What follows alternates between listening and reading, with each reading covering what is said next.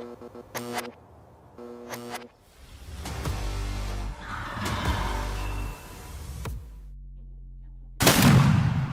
a warrior of the wild. See the fire in my eyes. The ember leaves you terrified. And I'm guided by the light. Every time you knock me down, I will turn it back around. Forged by the revolution. Knowing when to hold it and knowing when to fold it. All right, here we go. Mossy Oak turkey season 2026. We have reached the end of the road. Episode number 10. I've had a blast looking at all this content. Hope you liked it. Hope it got you through a tough time before your season opened. Maybe you're too busy to watch an animal, but you can go back and see it. Mossy Oak YouTube, the Go app, Facebook, all that stuff. So from everybody at Mossy Oak, and this is a lot of work, thank you. Thank you so much for watching. So let's get on with the last of 10 weeks, week 10, Mossy Oak turkey season 2026. I deployed 9 times in support of the global war on terrorism. I transferred over to the kennel for the last 3 years of my career. Swing back around on a bird back again to Afghanistan. And I turned to my buddy. Irish is still showing the aggressive alert. So me and Roland were on the stack, and then the walls sucked in. I told my wife, I don't want to be carried off target on my last mission. I'd like to step off the train when I can. He's down to earth, big guy. I mean, I can see why he's kind of intimidating, you know. We talked golf and hunting and fishing, and they always say nature heals. Nature really does heal.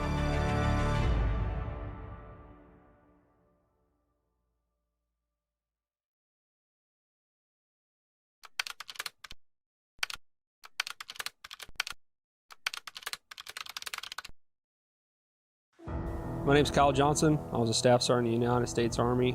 I served just under 11 years, and for the entirety of my career, I was stationed with 1st Ranger Battalion in Savannah, Georgia. I deployed 9 times in support of the global war on terrorism to Afghanistan and a couple random trips to other parts of the world. I deployed as a saw gunner, team leader, gun team leader, did a couple trips as a team leader, and then after that I decided to go try out for a different unit. So I'd stepped out of position, got hurt, and didn't make it through selection. A friend of mine called and asked if I wanted a job in the kennel.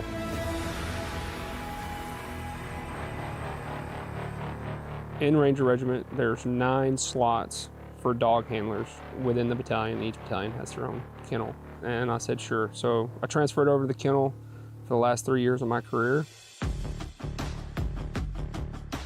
Overall, a very rewarding job, you know, getting to work with the dogs and learning and seeing different things and different side of the game, and being deployed multiple times before.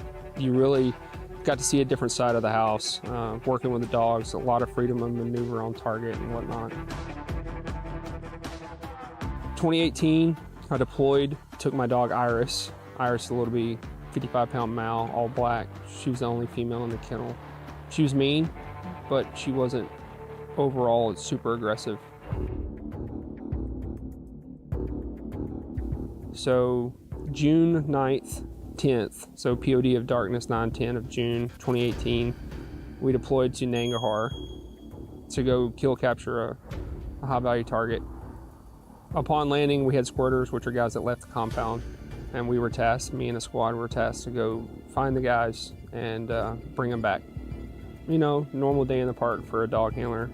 We get to work, you know, you get a live bite or find some bombs or whatever, but the dogs are there to mediate risk. So if we're gonna go into something, we'll send the dogs first, but we're not gonna send the dog just to go do something just for the sake of it. So Iris gets kicked off lead, tell her to go find him, which is cool. About 150 yards away, she starts showing a change of behavior, and we're not far behind her. I mean, we're not gonna let her be by herself. Change of behavior, aggressive alert, which means man, and kind of a ditch. We were kind of canalized. There's a wall on our left, we're in a road, then the deep ditch, and then there was a terrace down. So we're 8,000 or 9,000 feet in the mountains of Nangarhar. I turn, look into the ditch, and I see a blanket. And I turn to my buddy. Irish is still showing the aggressive alert. Turned to my friend, was like, hey man, like, we got a guy. So as I turned back, the guy's standing up with an AK. Obviously we engaged the threat and neutralized the enemy, and as I was walking forward engaging, I saw Iris run back towards me, which was super awkward for her because, I mean, she was a man-eater. I just thought it was weird. She had a really, really, really high ball drive. So as I'm engaging the threat and walking forward, everything goes white.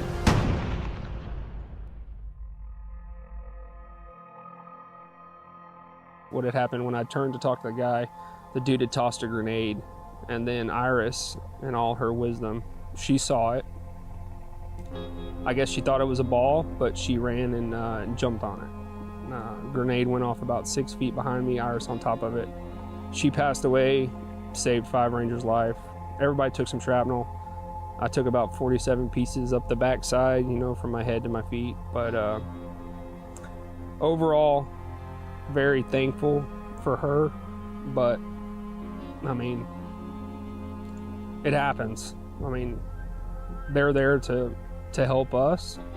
And in turn, I mean, we owe her our lives. So 5 Rangers got to go home and see their family. And I was very, very thankful.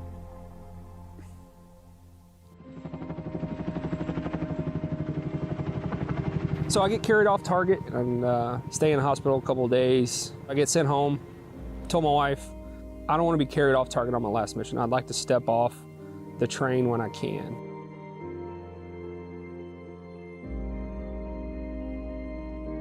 Ranger Regiment's motto is sua sponte, which means of our own accord. So I was ready to step off when I was ready. I told her I wanted to go back. I wanted to walk off target. And she said, I'm good with it. If you're doing it because you want to, I don't want you to go back overseas with a vengeance. I'm going after these guys that hurt me. And I was like, no, I just want to walk off target when I'm ready to walk off target. And she said, all right, I support it. Let's go. So get home, move into a leadership role within the kennel. And I'm still fighting random aches and pains and whatever else. But the dog I was originally assigned, his name was Roland. Roland was a man-eater, 93 pounds, Mal, Shepherd mix, a little bit of Mastiff thrown in there, big old blockhead. Like, he was perfect for me.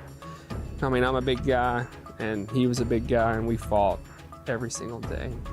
Everyone in the kennel you asked, like, they knew Roland was mine, and we'd tussle daily, you know, just to have a little, just let us know that you're still alive, you know. So swing back around 8 months later, on a bird back again to Afghanistan, back to the same spot that I was.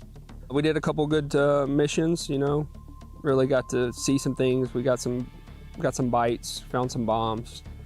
And then POD Darkness, September 5-6, 2019. Tasked with another kill capture target. Big platoon hit, 2 platoons are on the ground.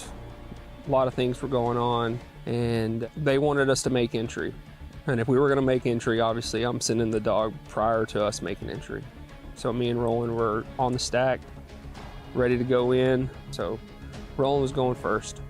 We get stacked up on the wall and barricaded shooter situation, dropped a grenade in, and then as we were rolling to the breach, I don't know, 6-7 feet away, and then the wall sucked in.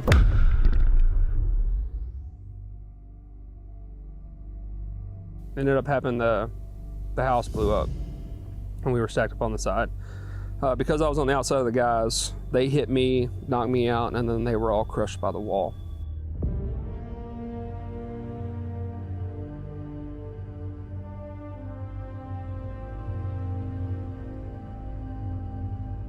So obviously everyone starts digging, trying to find the guys. Everyone was alive, and then me, I'm just kind of bleeding. Not from holes or anything, just from overpressure. We start digging, whatnot, doing whatever else, and then by then our sister platoon's up there is helping us dig. I'm just running on pure adrenaline at the time.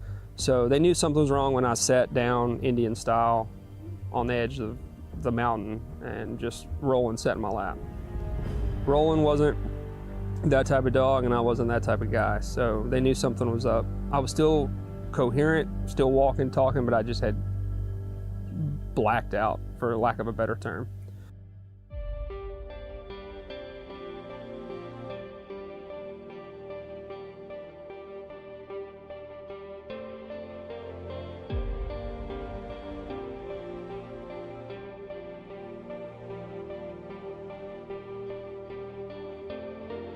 And when I got off the bird at Walter Reed Medical Center in DC, my wife was sitting on the tarmac. So that was huge. They gave me a night and said, hey, go enjoy your wife. Here's the hotel room. And then the next day, I am processed into a traumatic brain injury clinic at Walter Reed Medical Center. I spent almost 2 months there, walking, talking, OT, PT, learning how to tie your shoes, you know, random little stuff. I was dealing with some tremors and some other things that, you know, nobody really knows how the brain works. They just knew that the connections were messed up somehow. So, hey, let's get it figured out and get it fixed. It was a lot, and then, you know, trying to figure out what's actually wrong.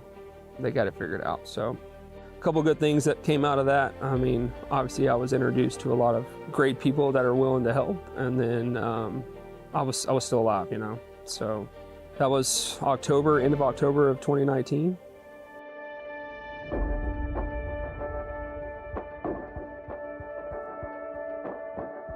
So the other good thing that came out of it is they came to me one day on like a Tuesday and said, hey, there's opportunity of 1, 2, or 3 to pin your Purple Heart.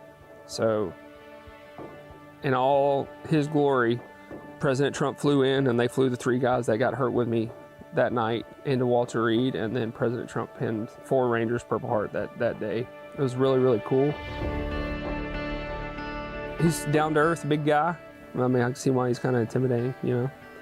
But the coolest thing about it is, I mean, he's just a normal guy, because he split us up into 4 groups, and then he spent 15 minutes with each person individually and their families and friends and sat and talked. I mean, he was very personable, and it seemed like he genuinely cared. So not political, not whatever, just your grandpa wanting to talk and do whatever. We talked golf and hunting and fishing and what we wanted to do, and I thought that was really, really cool.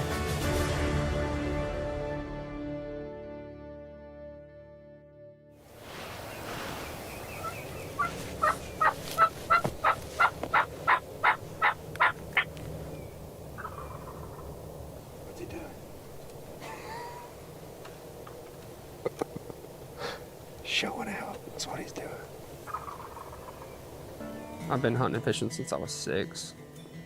I was 6.5, maybe 7, and my dad's like, hey, let's go on a duck hunt. Not tall enough to stand out of the blind, so I'm standing outside the blind in the rice by myself. My dad's like arm behind me, and I'm shooting his 870 Magnum. I ended up shooting a blue goose, and then ended up shooting a snow. And they say I shot a pintail. I don't think I shot the pintail, but that lit a fire that I've constantly kindled, and it's awesome.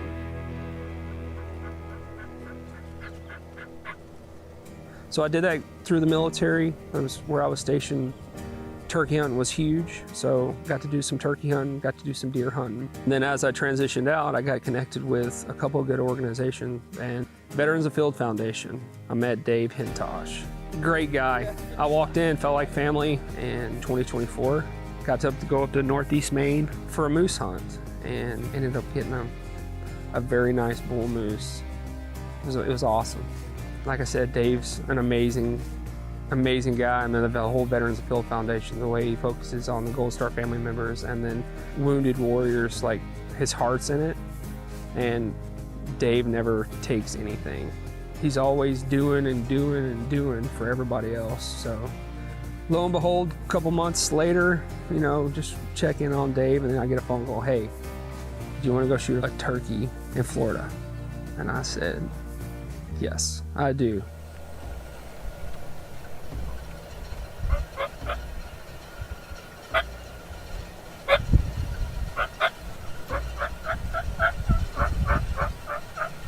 As we got into the blind, 5-10 minutes later, a single tom walked out.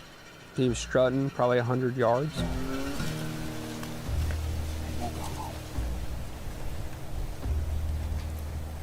And then he kind of moved over to our, I'm gonna say our front right. And as we're watching him, we looked to our left, and then 2 more toms came out.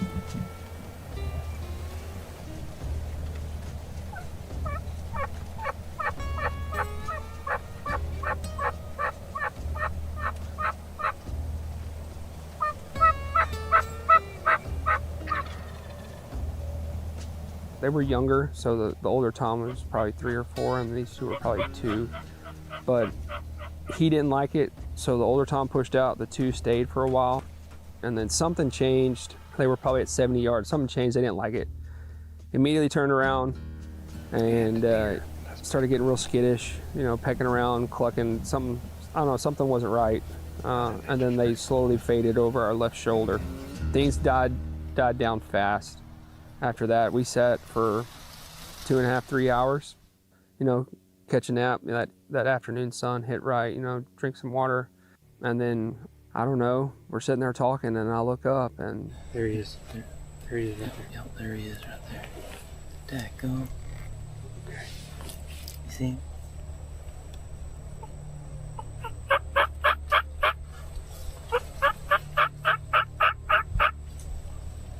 he's not strutting, and head's changing colors. He started meandering over there, not in a hurry, but over the course of 5 to 8 minutes.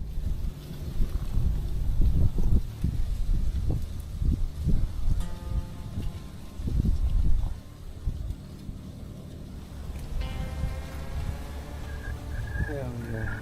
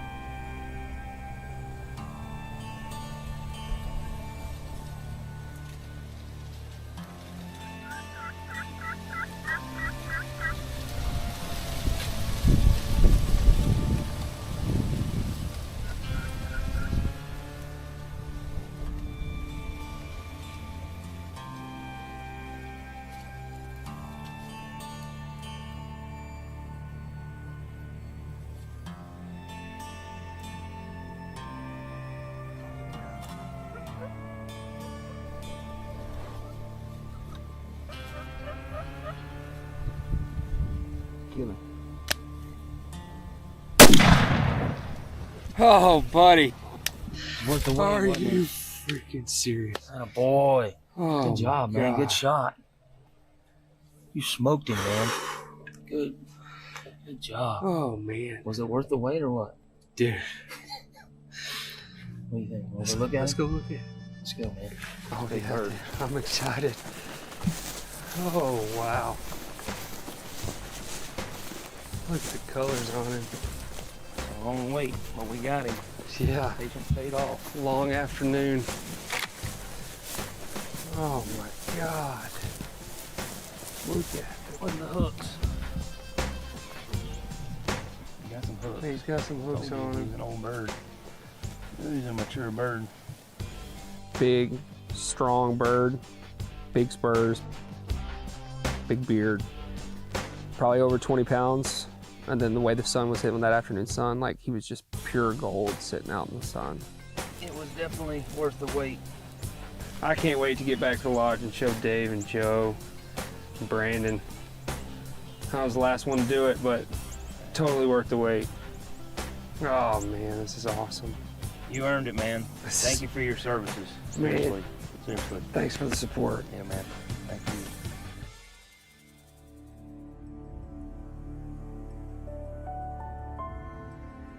They always say nature heals. Nature really does heal. Being out in the sun, not to sound like a plant, but the sunlight slaps, especially when you're out here, you know. But being out and with the brothers that went through the same stuff and guys that are passionate about the same things, we're the kind of bridge between the military and the outdoor world. Is we all have the same love, like, hey, we're still hunting. And that's the connection that brings everybody and lets guys bring down their barriers and their walls and actually let loose, and you can see the true personality of guys. And then that's when they start actually healing. I mean, it takes time, but if we can open doors and opportunities for guys to actually heal and let loose and, hey, you're not at war anymore, then that's what it's all about. To Staff Sergeant Kyle Johnson, thank you for your service. Everyone at Mossy Oak is honored to know you.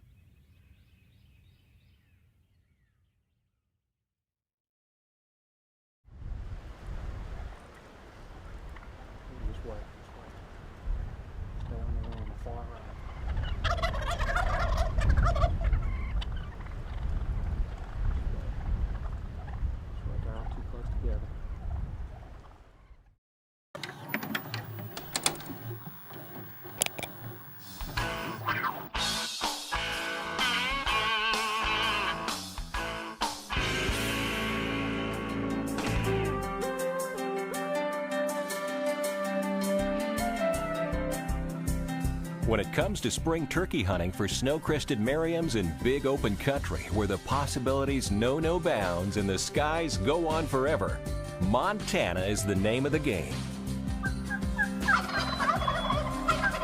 With their distinctive gobble and unique plumage, their calls resound in the hearts of turkey hunters nationwide. Will Primos has heeded nature's call from an early age, and speaking the language is what he does best. His outdoor obsession follows many paths.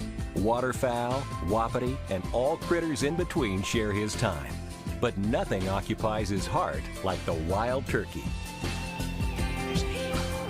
The give and take and variety of options involved in the rites of spring keep America's greatest game bird at the forefront of his hunting adventures. They just gobble, Brad. Come on. I'm gonna get by this big pine. Y'all get back. Y'all get back. Yeah, get back just a little bit. Yeah, maybe 40.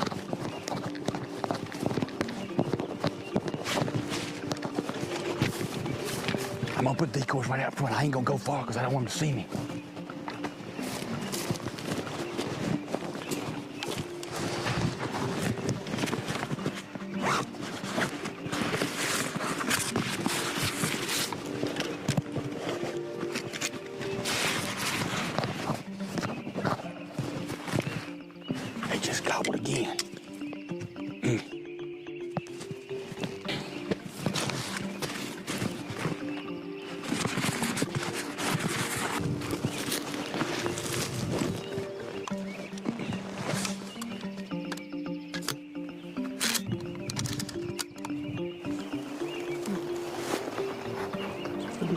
Show from right here. They come up. Where they are.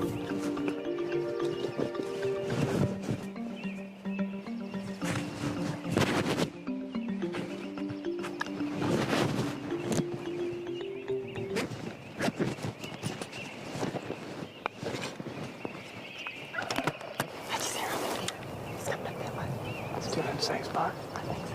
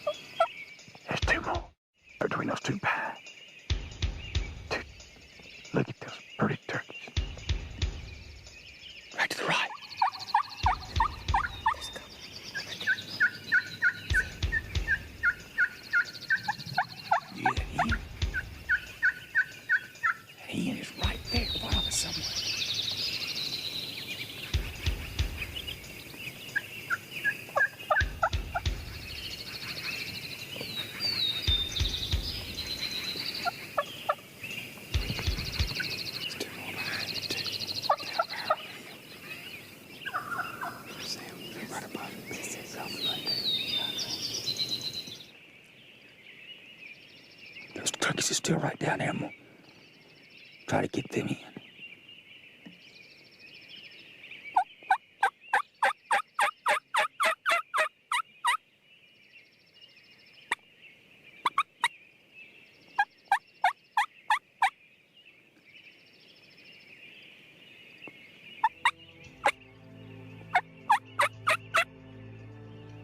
There's a gobbler right here. That gobbler's back.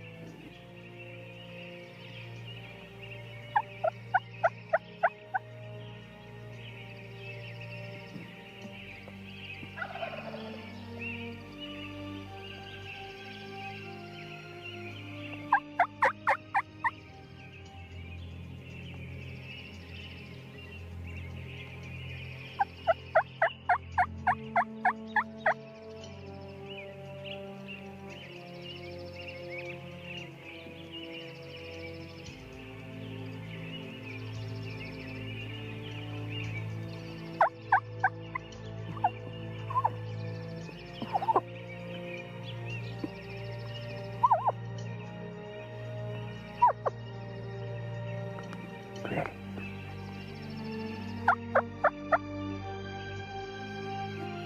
You're running from the jakes. Those are jakes.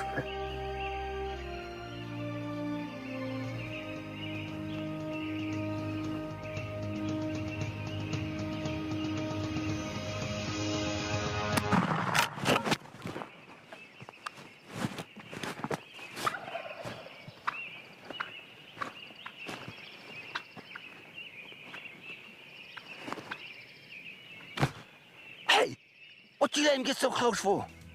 You want me to miss? I mean, how far was it? 6 yards? 3 yards. Really? Thank you, buddy. I'm gonna tell you what, getting to be together like this is a blast. Especially up in this big country out here, it's so pretty. It is. I'm glad to be with you. I know, it's so much fun to be able to share it as a family and to be here, and I cannot wait to see you shoot another one. I can't wait to see that either.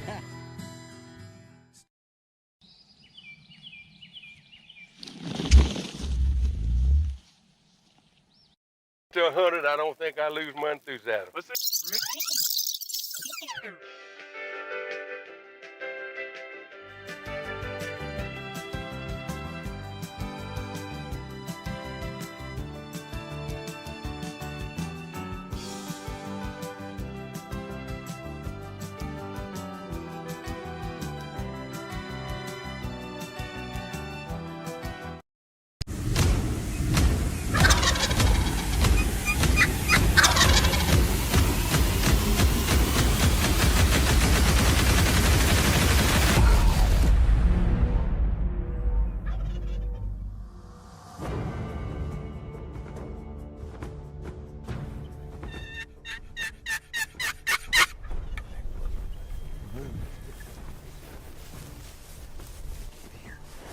Hold it right.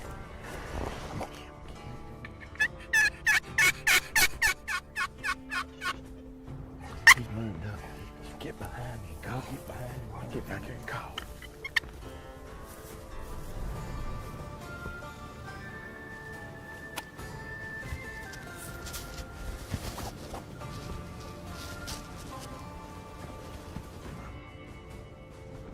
He's coming.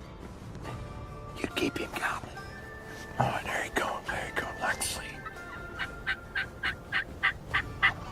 He's coming to the right. There he goes.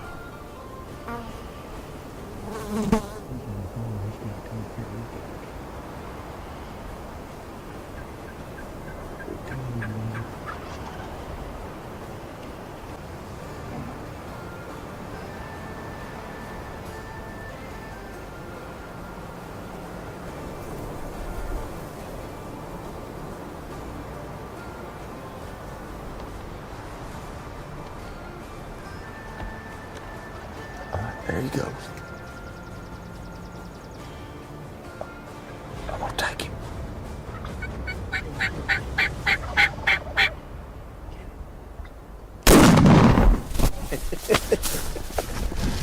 Around, we can look at this fan good.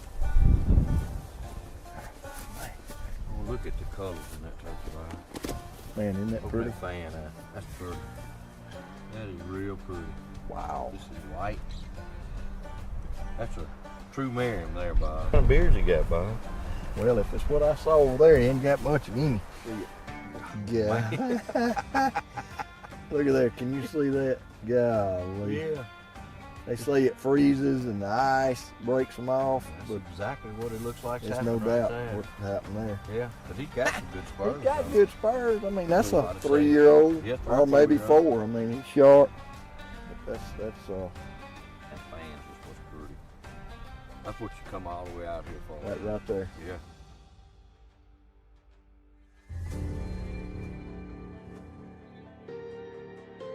Well, this is the second day we've been here in Nebraska. This is afternoon hunt. It's been a gorgeous day. It's a little on the cool side, but we're going to just sit here and just do a little calling and see what takes place.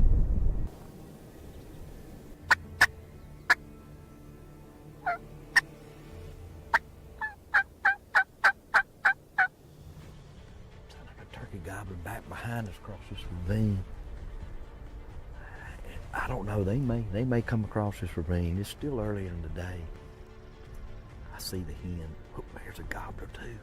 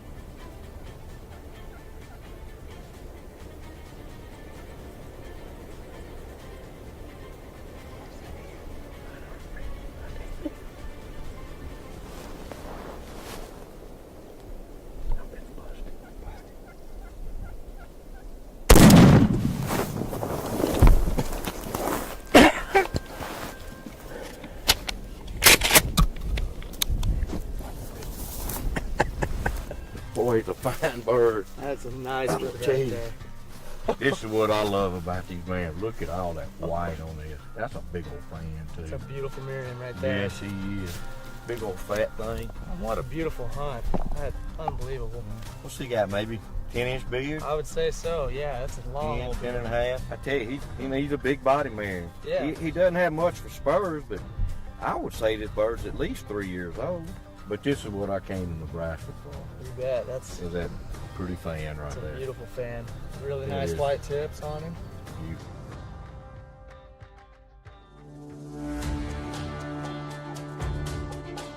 Third spotted those turkeys around the bend up there. They're not that far ahead, but just kind of tuck back up in this cedar tree. Get a few limbs cut really quick. Get nestled back up in here. May not be long. Get set up.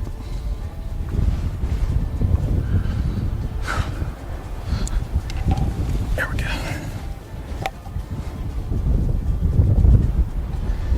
Alright, good to go. I'm good. Yeah. They're liable to pop out any second. Give them a couple calls.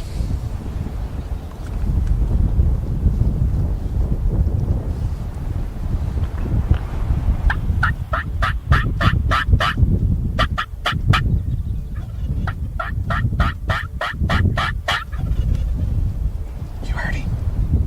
Okay. All right. There he is, Hunter. There he is, Hunter. I see him coming around. Let me know. Good gosh, he's coming right in. I could kill him whenever, Hunter. Let me know. You want me to take him?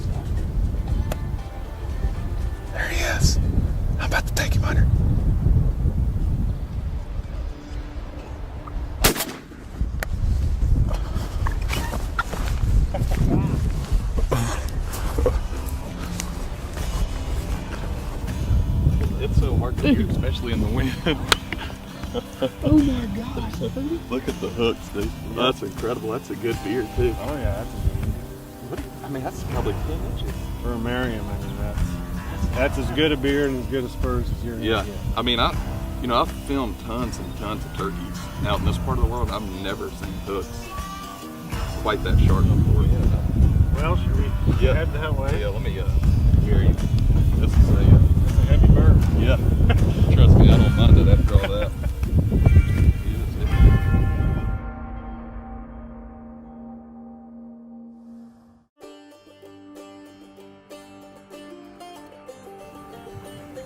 Alright, we just got in here and sat down. We heard a couple gobbles this morning. We're kind of seeing what they're going to do. Waiting to kind of see where they're going. Right now, I think there's some coyotes over there chasing them around. You can still hear some gobbles. They're still up.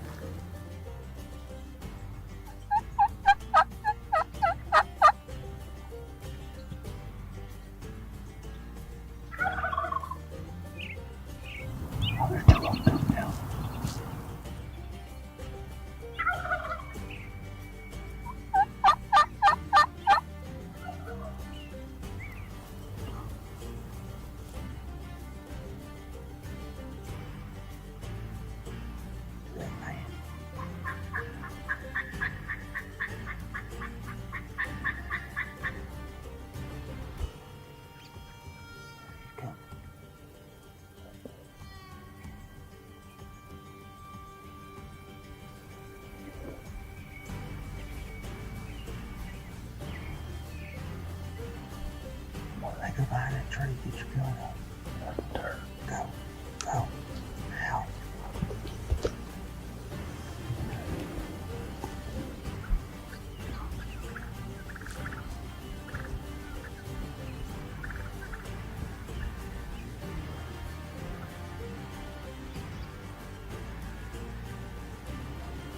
I can't get around this one on the left. How powerful is this one in the back?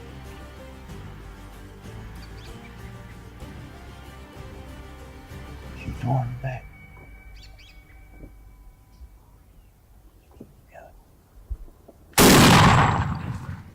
Let's look at it. I tell you what, for these Merriams, and we saw a bunch of them yesterday riding around, that is a good beard. They don't get beards very long up here in the snow. He's got some pretty good spurs too. Yeah. He usually rounded all. That was pretty sharp, you know. Yeah, they got hooks on them. He broke this one off a little bit. But yeah, that's pretty bird. He is Look at a that pretty fan. bird. Isn't that Yep. pretty? Yep. Yes, he is. See, he's not real white. He don't have the real white tips. He's got more of the cream tips. But that's a Pretty true bird. Merriam. Pretty bird. Well, that's it, brother. Oh, Again, I thank tell you. this- Appreciate that. Yeah, man, this is just too good. It don't get any better than this.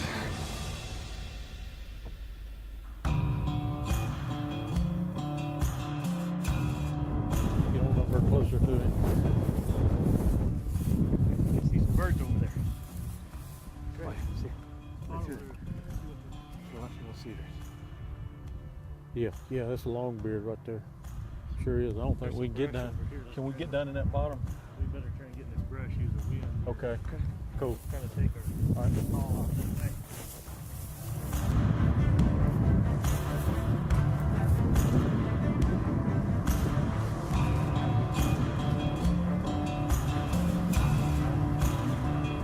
Hey, Paul. Yeah. There's Jake's coming over the hill right yonder. I see him. Yeah, they coming this way.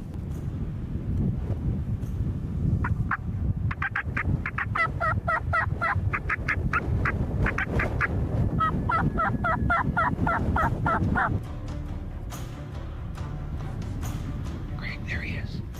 On the hill to your left. He's in full strut.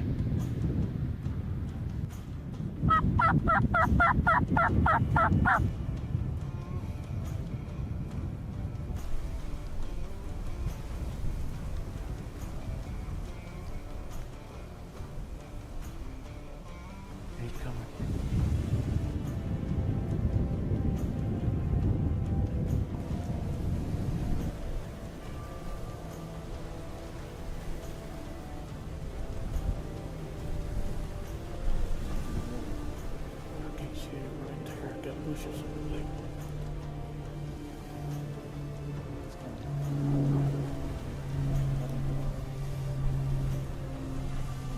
I can kill him right there. Oh boy, You nothing like it? You gotta white that. Is that pretty or what? I'm telling you. Oh. Whew. Looks like I might have blown part of that fan over there. Wow. Look at that. Oh my gosh. What a hunt. Got a nice beard on him. How about them tail feathers? Look how white though. How pretty. Oh, what a yes. beautiful bird. Hey, well, bro, you know what? Yeah. I'm done. Okay. We got one more. We still got some time. Yeah. We still got some time. Got some time. We got to get you one more. Sounds good. All right. Let's get him back. Thanks again, Jason. Am I getting stuck carrying a gun and a turkey, and this is your turkey, or what? Hey, you know what? I made you tote yours. I'll carry so- it, buddy. No, I made you tote yours. Okay. So I'm gonna tote it. All right. I'm gonna do the right thing.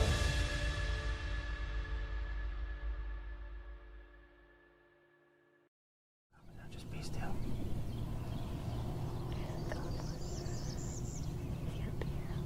Just be still. Watch out for the hand.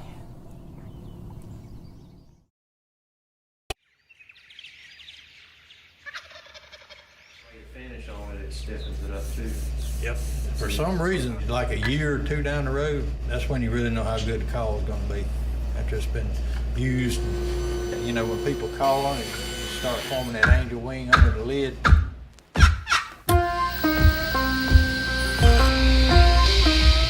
Neil always said that popper got better, was really good about getting better with age. Well, my name's Steve Mann. Been living here in Greenwood about half my life, but I was working for Eaton Corporation, and there was some guys out there that had a couple of Neil Cost calls, and that was one of the best sounding calls I ever heard.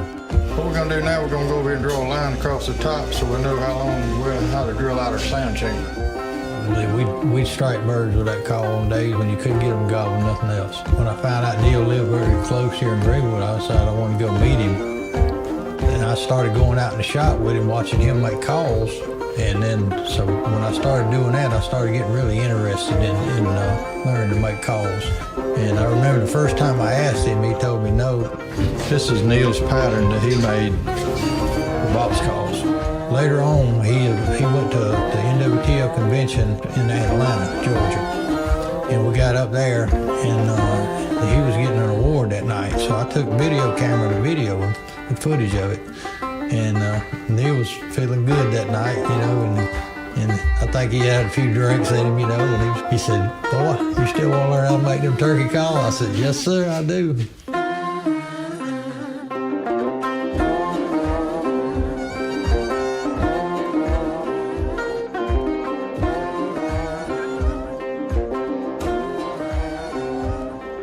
I probably sell more long boxes than I do box calls. I think they're a little higher on the front end than the boxes, and they do a good kiki, and they're good locator calls. Also, windy days, they cut through the wind. I think they carry farther than a box call. This is a yellow poplar, red cedar paddle call. Some people call them long boxes. There's a lot of pleasure in making something that, you know, somebody gets it and then they call turkeys in with it, and I really like that when they tell you, hey, they went out and made a great memory with a call, you know, that you made. I'm glad that these are going into the Mr. Fox vests. I think that's a great thing that they're doing, and I'm sure those are going to be some super nice vests, and can't wait to see what they look like when they come out.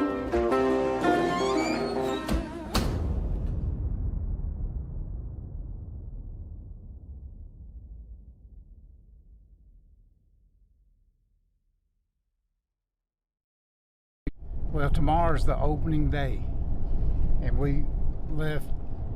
I got up at 2 a.m. this morning and picked Cranky and his brother and their dad up at 2:30, and we flew all day. We made it to the Roost with Jim Kewen, who has graciously offered to take us one more time.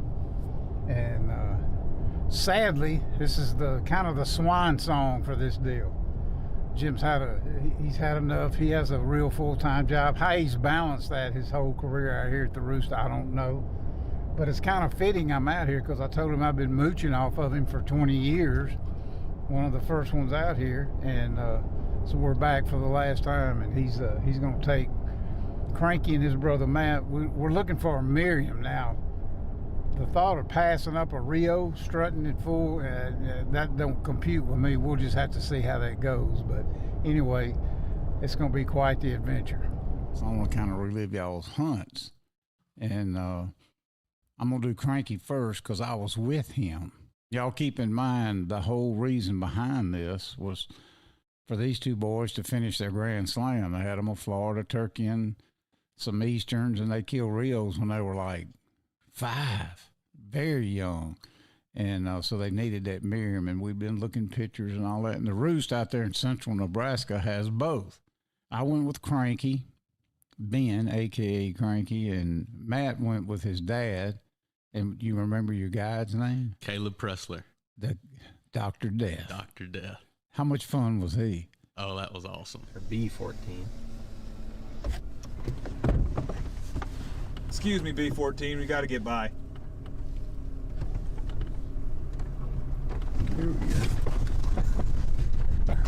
Welcome to Nebraska. That's a traffic jam there. Yeah. It was funny because in Nebraska, if there's trees, it's because there's a house nearby.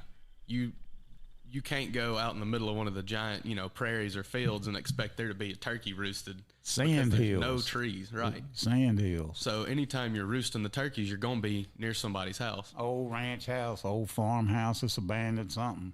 I thought it was funny the night before we were riding around looking for turkeys to roost, and we pull up to this guy's house, and probably, 200-300 yards from his house, you can see turkeys in the tree roosted. And we walked up to the guy's house to ask him if we could hunt out there that morning, and we were sitting there asking him that, and there were turkeys in the tree 200-300 yards away. I thought that was funny. Did you get permission? We did. You did? Yes, sir. So you can still knock on the door. Y'all That's take right. note of that. Great. What do you think about this terrain? What's your thoughts? It's beautiful, but it's going to be hard to see a turkey. You ever had anybody come in the sand hills and go, where the trees at? I'm trying to show them the tree where the turkeys are, but we haven't seen one for 3 miles. The tree? Not a tree. All right. Not in one. Crank, you got faith in your Miriam hunt or whatever this is going to turn out to be? I think so. How was your trip out here? It was good. First flight, tell me about it. It was better than what I expected too. I thought it was going to be a little bit more rough, but I guess not. No issues? No, sir. Well, I don't know how you ended up with the chief guide. He must have drew a short straw or something like that. Well, but I saw a turkey somewhere up here last year one time, so I think we'll try and get him. Gotcha. Well, you said you and Cranky were going to get along fine because you both like cookies. Chocolate chip oatmeal cookies. I said, do you like oatmeal chocolate chip cookies? And he just smiled. He said, I like cookies. I don't care what kind they are. Here's what we did. Cranky, you remember what happened when we got there, went scouting all? Just pick it up right there. So the first day, we just got into the lodge. We got all our stuff unpacked, and we were like, we're going to ride around and go look for some turkeys. We didn't know where we were going to go yet, so we were just going to ride around and see where the turkeys were. And we were seeing one or two every now and then just riding around. It was a lot of land, too. It was pretty cool. I'm the only outfitter in this area, man. You got it all tied up. You need to get out of here. All right. All right, I'm sorry. I'm fixing to call the warden. Because I know you guys have been poaching some turkeys on my ground. No, we're just looking. Yeah, looking. We're videographers. Uh-huh. We don't even have a gun. Yeah, I've heard that before, sir. Yeah, well, that's all right. I'll just go into the house here then. I wouldn't even bother. I got permission earlier today. You see anything yet? Not yet. Neither are we. Yeah. But we're fixing to. Are you? We're going north. Are you going north? All right. All right. We're going that way. See you later. All right. Get out of here. All right. And we get to this one spot, and it's pretty cool. This guy has a bunch of old tractors and stuff, and it's like a little junkyard, and to the left is a field. Big field. Pretty big field, yeah. And then we get next to the field, and I look to my left, and it is 40, 50 turkeys just out there, and it's more gobblers and jakes than it is hens, which is, I've never seen that before. The second I saw that, I was like, I think I know where I'm going to go in the morning. It was a pretty quick decision, didn't take a lot of thought.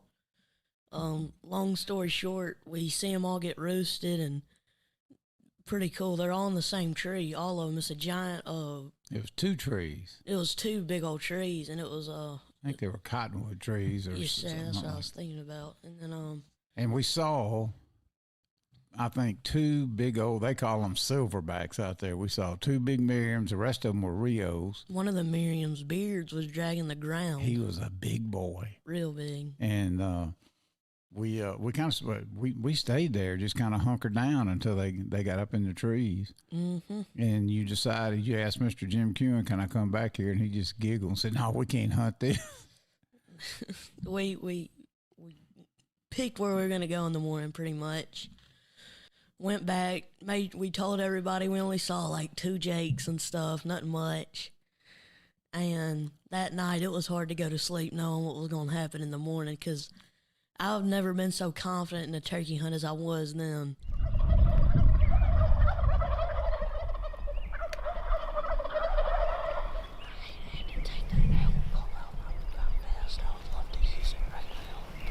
We don't need it.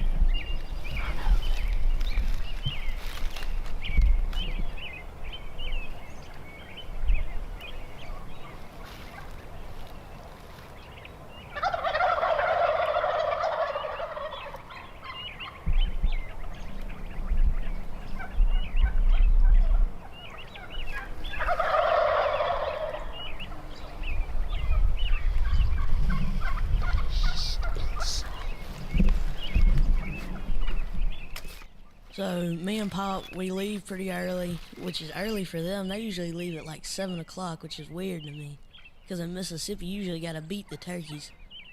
And we get to our spot, and we gotta park far away, because we're gonna almost get right up under the turkeys where they're roosted. And we gotta cross this gravel road that's right by where they're roosted, so we had to sneak across it. It didn't have to hide or anything, but just had to be quiet, tiptoed across it. How long did it take us to get up there and get into that cedar bush? Like 15 minutes for only like a 30-yard walk. No, it was about 100 yards through that field.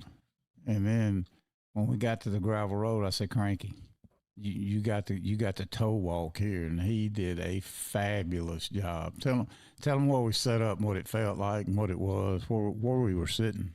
So we got to this spot. It was by this medium-sized cedar tree, and we find the most perfect spot. It's like God put that spot there for us to kill that turkey. Yeah. I couldn't ask for anything more. We could see the turkeys in the trees. I shot a lot of video. Yeah, I counted 40 of them when it was still dark and they were still roosted. I was just counting the silhouettes. And around like 6 or so o'clock, it all started. One hen yelped, and it was just non-stop gobbling for 30 minutes straight until they flew down. It was crazy. Had you ever seen one strutting up in the tree like that? I had not, and it wasn't just one, it was like 4 of them. They all just took turns strutting in the trees until they all, once the sun just barely came up, they came down kind of early. And where we were sitting almost in the corner of this field, and there was a big wood pile in front of us. So it was kind of blocking most of them, but we could still see a good bit of them. And they all flew down, all tons of them. And we were trying to find the Miriams, but all the Miriams, hens and all, went to another field across the tree line from where we were. And it was just some jakes and 2 other gobblers, which I was starting to lose hope. I'm not gonna lie.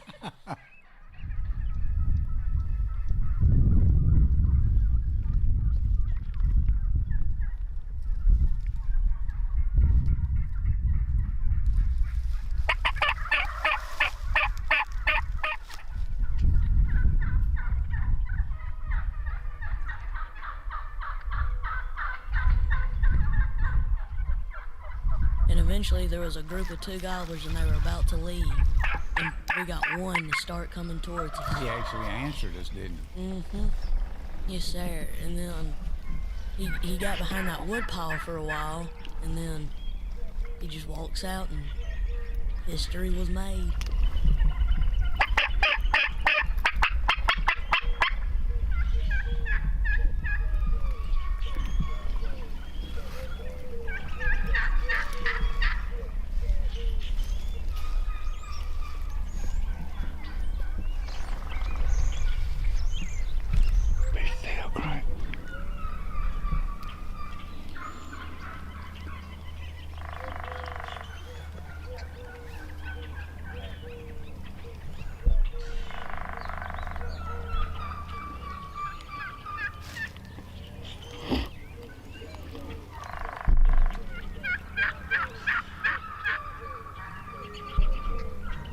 Now, do you want to kill him? You want to wait on the Miriam?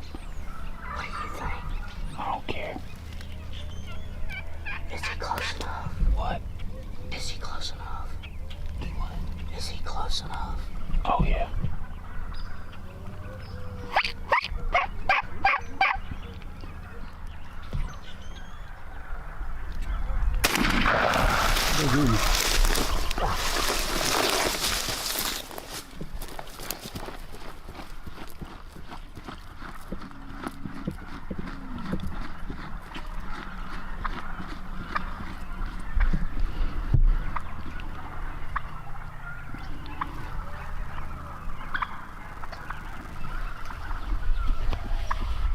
I told Cranky, I said, Cranky, that's a Rio. What do you think? What'd you tell me?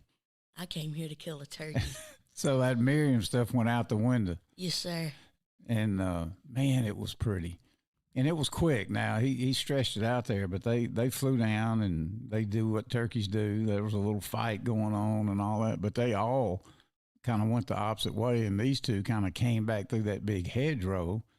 And I said, Cranky, what you going to do, Pop? I came here to kill a turkey. I said, well, it's all you. You remember taking your shot? I do.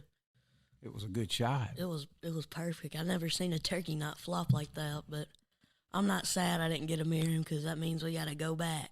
That's what I was going to ask you. I asked him later that day, any regrets, and what'd you say? No regrets, none. Good for you, buddy.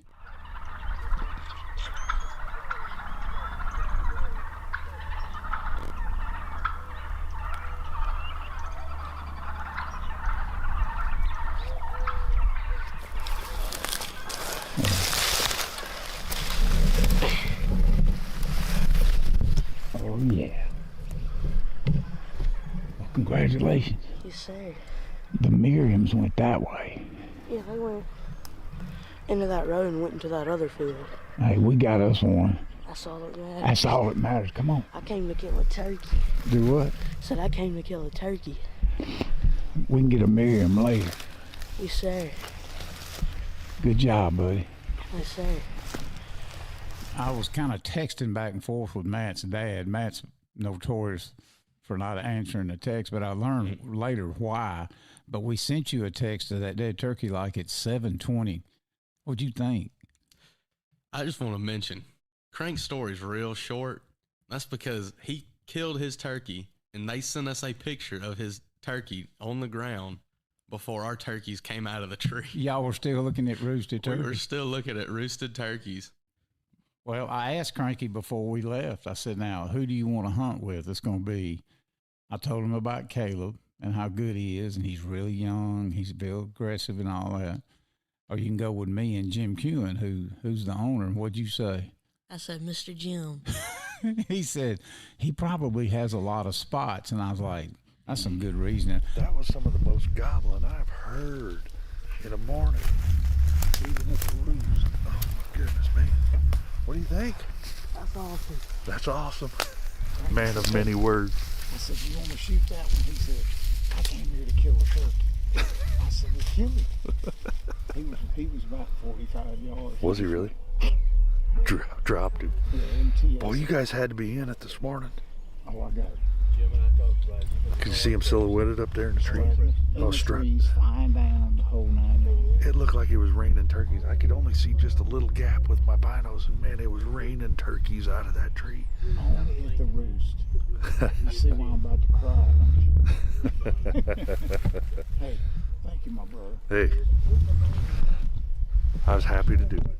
Not many places like the roost where when you have turkeys right there and they don't do what you want them to do, you can just leave and go find a different set of turkeys that are going to do what you want them to do. There's nowhere on earth you can do that except for the roost. He's got permission on a lot of farms. They've got permission everywhere. They know where the turkeys are at and when they're going to be there. It's just wild. Did you have binoculars with you? I didn't. Everybody else did. I know. It's all visual out there, buddy. It's like Cranky said. Normally out there when they have clients or whatever in, they get up about 7 and eat breakfast and then take off looking. They want plenty of daylight and stuff like that. Where you weren't used to that. I was not used to that. It was certainly a different style, and it's good to kind of mix it up every once in a while. All right, so we were just making the loops, looking for anything, and we rode by the spot where Cranky killed this morning, saw a ton of jakes. They were actually out on the road. It was really neat. But we kept going because we want to go back there probably before sunset this evening and hunt them on the roost. Not on the roost, but you know what I mean. So come home, you get whipped in the morning. Got whipped. Got whipped in the morning, come home, we ate lunch, saw Cranky's turkey and all that, so you headed back out pretty early. I think I've said it a million times, but this is the best hunt I've ever been on in terms of just watching it unfold. It's like somebody wrote a book about turkey hunting and then they made a movie about it. So anyways, we get to this tree line and we're sitting on the edge of this one and we're listening to the one gobble and we're listening to a hen that's not far off either. And that other Miriam's still up on that hill I was talking about where they had fought, the one that won and just staying there and was strutting again. But anyways, the one that got beat, the original one, the one that we wanted with the longest beard, the whitest tips, had dropped down into that valley and was going back up the other side. And we had written him off. We were like, you know what? He's gone because we weren't going to go on that other hill. So we were going to go for the Miriam that was on that upside. Here, when there's no trees, you have to use height as your cover. You have to use elevation. You have to get above them or get below them to where they can't see you. The Miriam, he's walking away. And we drop into that valley and we start running. And then we hear it gobble again, and Caleb's like, okay, we got to get over here. So we're running again and again, and we're dropped down all the way into the bottom of this valley. All right. We hiked up a big hill. We're in this big burn. We can hear this sucker spit drumming right over the hill. Can't be too far. Yeah, he's close. All right, let's try to get this guy.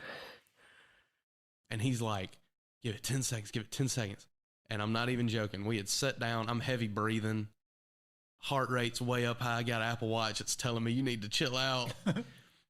And around the end of this trees comes, boom. He walks out. And, I mean, it was just wild.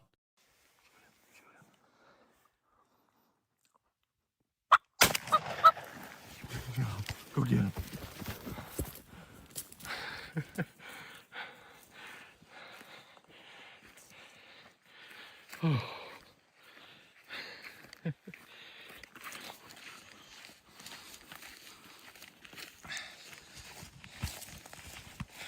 This turkey came, he was all the way up top.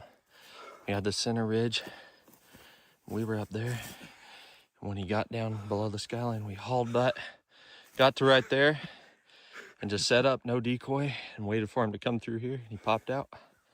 I think I got it on film too. Good job. Good shot. That was probably 50 yards. Wow. What do you think? That best hunt I've ever been on.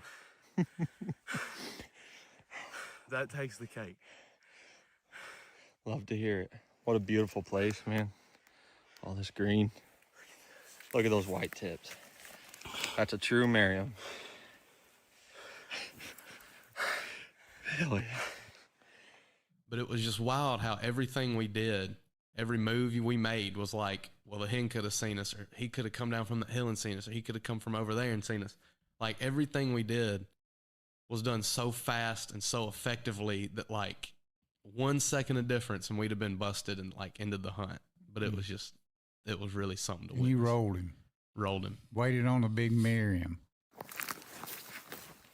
I mean, in between the time we spent running all the way down here to the time where I was full sprinting after him was no time. I mean, we sat down for maybe 30 seconds. No, not even. Not even that. Like maybe 10. There's Dad up on the hill. That's funny. Beautiful bird. It was amazing. Was it fun hunting with Caleb? It was absolutely a blast. Kudos to your daddy. He hung in till the last bit. Y'all made him stay up on the hill, but Caleb actually got your impact with his phone. Man, I don't know if I've ever had a hunt like this, because I mean, I've got a lot of turkeys out here, and between him being a once-in-a-lifetime Merriam for Nebraska, I've never seen a Merriam in this part of Nebraska guiding out here that's that white.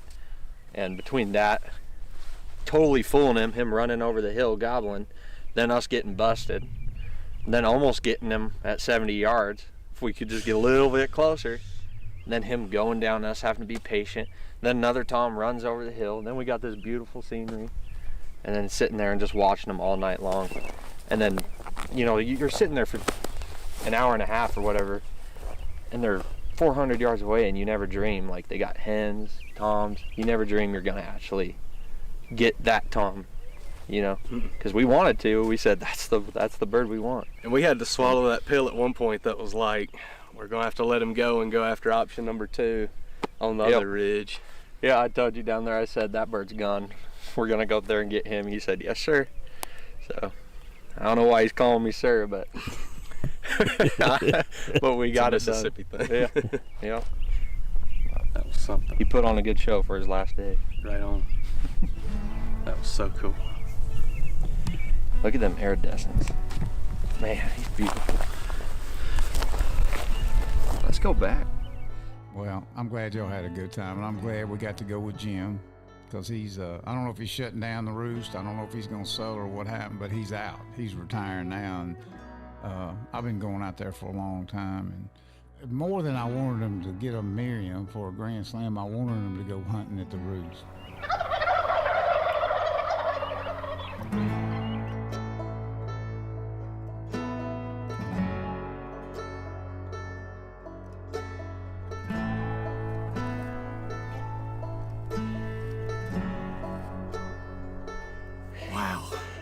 What do you think? Best hunt I've ever been on. Congratulations. Yes, sir. The Merriams went that way. Yeah, they went into that road and went into that other field. Hey, we got us one. That's all that matters. That's all that matters. Come on. I came to kill a turkey. Do what? Said I came to kill a turkey. We can get a Merriam later. Yes, sir. He instantly, as he walked back up there, he set that turkey down. He was looking at the wings and that big old fat beard and all that. I said, Cranky, any regrets? You know that's a Rio. Not a one, Pop. I'm good. I came here to kill a turkey. Bless his heart.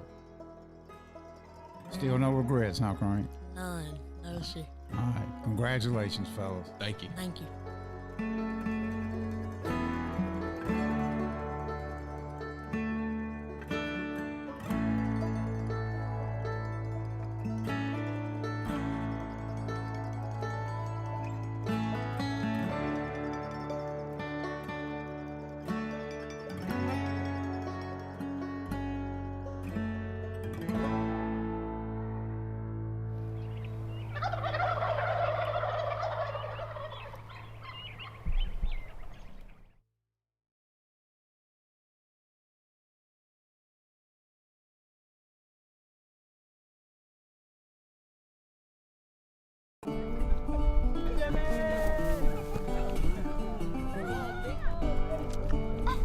Watch out!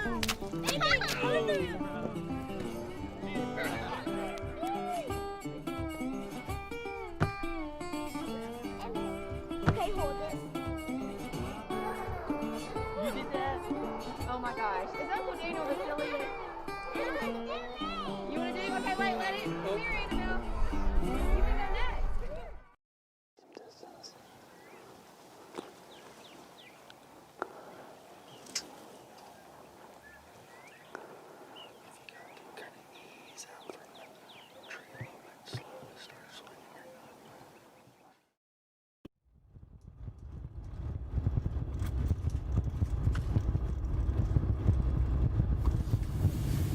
Good morning. She's still napping. It's 3:38. I wanted to be here by 3:30. Turkeys gobble at 4:25, 4:25, 4:30. We got to walk past this turkey on this road. So it is a long haul in here. Didn't realize quite how far last night. When we roosted this turkey, we got in the vehicle at 2:35 and it is 3:38, 3:39. We just got back in here and only about 10 minutes of that is blacktop. So the rest of that is dirt road, Forest Service road, running. So we way back in here. But roosted a turkey yesterday evening. We're gonna play him to the road. We'll see how it all happens at daylight. So y'all come on. We're tucked in right up the side of the road edge here. The road's here in front of us where he was strutting yesterday afternoon. He was supposed to roost just off our left shoulder here, about 125, 150 yards. I'm sure he just took off this super steep bank and just glided down there. Tiffany's gonna be shooting, so I've set it up to where we need to get the turkey to come up to the road. So it's 4:35 and he has not gobbled on a single time yet, and I expected his turkey to be just screaming. But maybe he'll get started soon.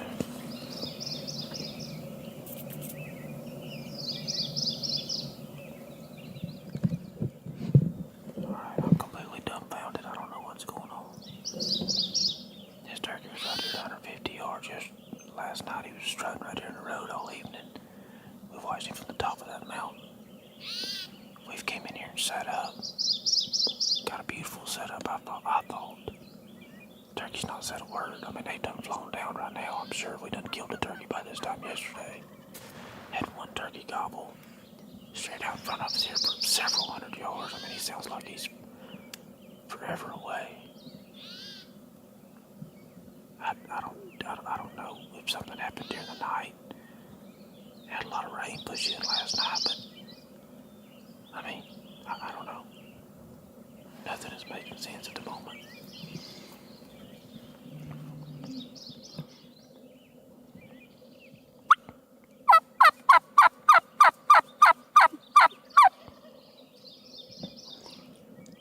Did he just...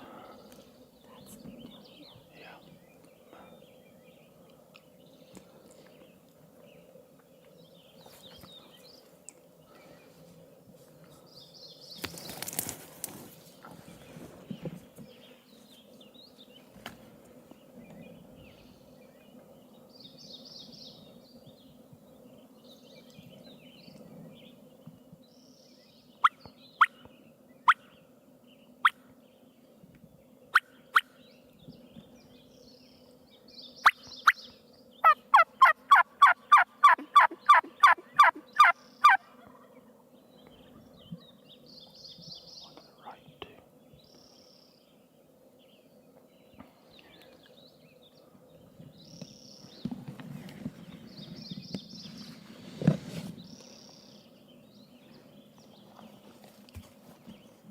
Sounds close, but not that close, doesn't he?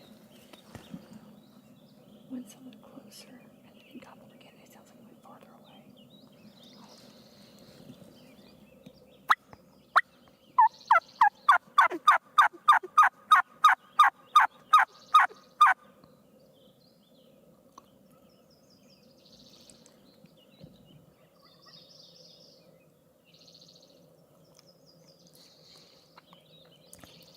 He sounded forever away that time.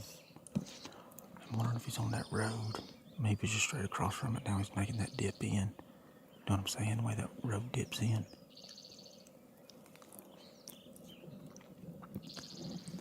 One from the top's definitely getting closer too.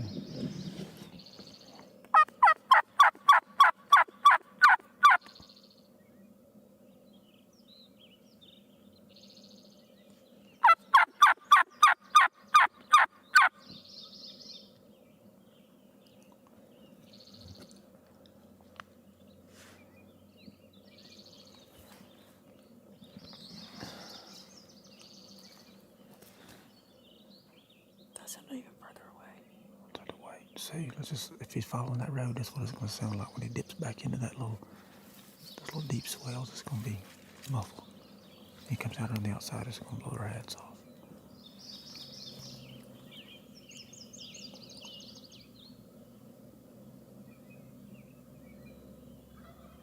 He's right around the corner. You hear him? He's right around the corner of the road. Get your gun on the corner of that road there. Keep saying that, but he'll disappear. Okay. Telling you the turkey's walking up the road.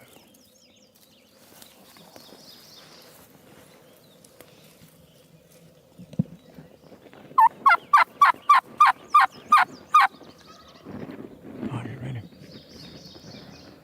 Gun off safety.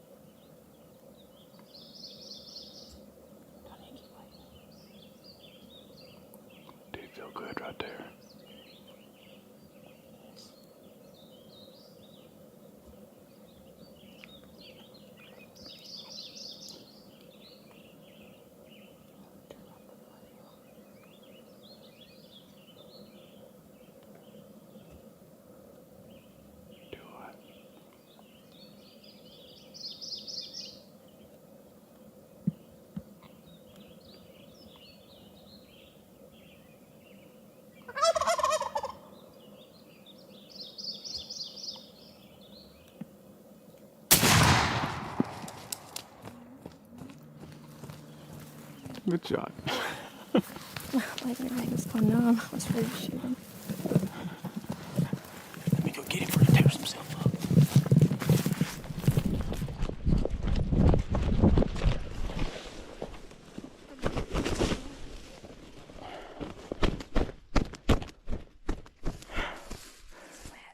Don't grab his neck feathers, grab him. Oh, he knocks him. He knocks him. He probably did that flopping. He's a wild one, isn't he? He's pretty. Golly. He got out there and stood there. I didn't think he was going to move anymore. His legs were going numb.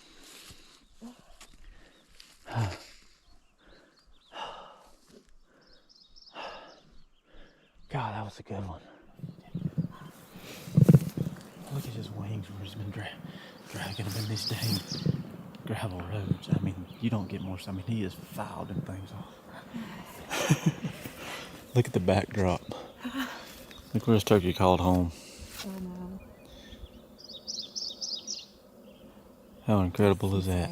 Huh? So how incredible is that? Turkey's living up here in this.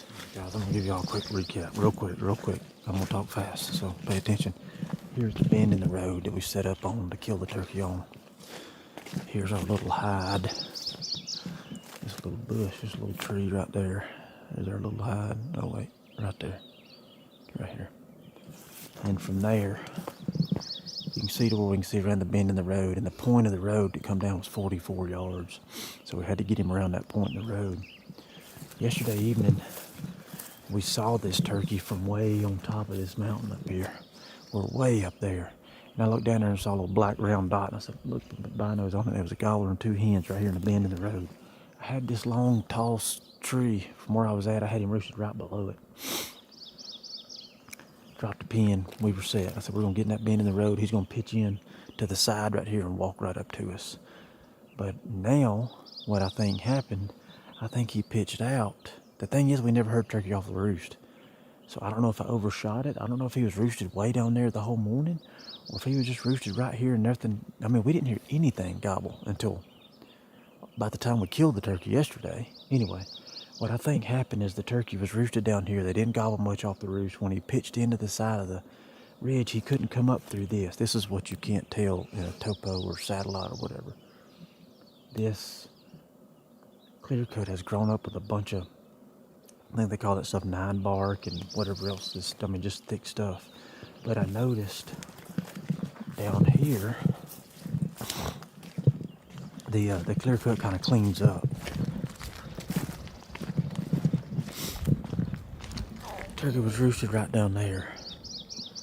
And I think he pitched into here. See how much cleaner it is through here? And you got a lot of that low crawling. And I think he just followed the side around. And I think the turkey popped up. There's our vehicle. Right yonder. Anyway, I think the turkey kept this clean understory. I think the turkey popped up right over in here somewhere. This road just winds through here. He popped up and there's nothing between us but air and he gobbled. But then it's every time he'd go back in one of these little bends where these road kind of tucks back when it's crossing those ravines and those drains, he'd sound like he was forever away. Then he'd come on the outside of them. It'd be nice and clear. Finally, he got close enough and he gobbled. It was clear and you could hear the rattle in it. I said, he's fixing to come around the corner there. And that's when the exchange happened. That was, get your gun on your knee. He's fixing to come around the corner. And she kind of halfway gets it up there, and I had to get a little, put your gun on your knee. Okay. Women. Anyways, he come around this corner right about here. Right there. And you could see him forever. The top of that little bush right there. That little short pine, I think that's it I'm pointing at. It was like 80 yards, and we saw him. I saw him around this bend a lot further than we thought he was going to. I thought he was going to wrap around the bend. He was going to be almost in shotgun range, but we started being able to see his head in the top of his fan at about 80 yards. And he slow walked it up to about 60 and wanted to see that hen. He knew he should be able to see her. And then when he didn't like it, so I waited for him to kind of almost make his mind up to go back around. And when he had his head turned and it was a little bit, I think he gobbled or drummed or something. I yelped real quick, yelp, yelp, yelp, yelp, yelp. But he heard that, folded up and finished it. He's smaller than yours, I think, isn't he? He's a little more white than mine, Yeah. as far as the colors. Look at his wings. This is what kills me. He must have been living in this road. Yeah, do you not see all the... Look at he is like... All his droppings are all like right in here. They're like everywhere. Just sawed off. I mean, you can't get more cut off than that.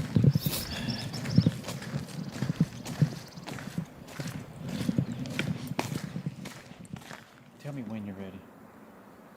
Ready? We are live with Dave Owens from the Pinhoti Project. Dave, would you like to tell us what you're about to do? Go. What was that? Little Tootie. Find the head, little buddy. Find the head. We're going to go down here and do a little turkey hunting. Beautiful evening. It was not breezy until we just got out of the car. So we're hoping that goes away. But we're going to go back down here to the area we were in this morning. We're way high, way in the middle of nowhere. We're going to take a little stroll down the road since we're running a little ahead of schedule. Right on time, really, but we're usually late, so we're not used to this. But we're going to stroll down through here, blow the tube call a little bit, maybe do a little mouth yelp and see if we can strike one. And we'll try to get back way over to the other corner of this place in the evening if we don't do no good to roost over there. So, hey, come with us. Ooh, baby's got back there. What'd you say? Huh? What'd you say? Nothing. You videoed enough, you're good.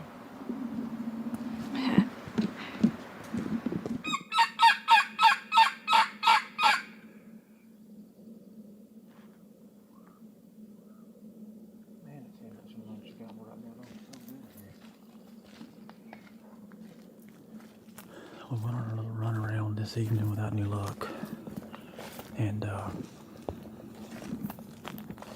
was running back to the front to roost in where those turkeys we killed yesterday, because we left a pile of turkeys in there.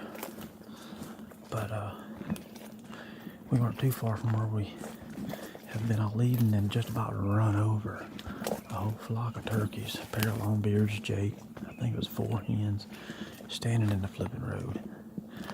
Bust them to pieces. I say that. Two of the hens flew. The 2 gobblers, the rest of the hens and Jake's ran up in the woods to the left. One of the gobblers ended up busting and flying down. And I mean, it's this top stuff. So they set their wings, they just go. And then, anyways, then the other ones just ended up coming across the road and walking and kind of just running off this vertical stuff. So I just got them to gobble one time. But what I think's happened is they're gonna roost in this stupid, thick, nasty. I don't think it's a cutover. Maybe it's a thin end that's just thick. I don't know. But there's a clear cut beside it, which is what I'm in now. I'm kind of checking it out because it looked trashy too. But I'm trying to check it out and see if maybe I could get these turkeys to come to this clear cut in the morning. I don't know. It's kind of a. I should probably just blow out of here and take off and try to roost those birds at the front. But you know, bird in the hand, bird in the bush type situations. Alright, they're right there, man, but I just don't see them flying to this clear cut. There's turkey droppings in the cut, so they use it as trashy, but they use it. But I don't see them pitching to it. They got a hen that's yelping right there with them. Looking at the satellite, it looks like there's a small little opening just above them there.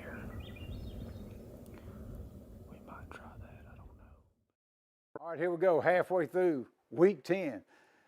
The 10 Commandments, this is number 10, thou shalt always be grateful.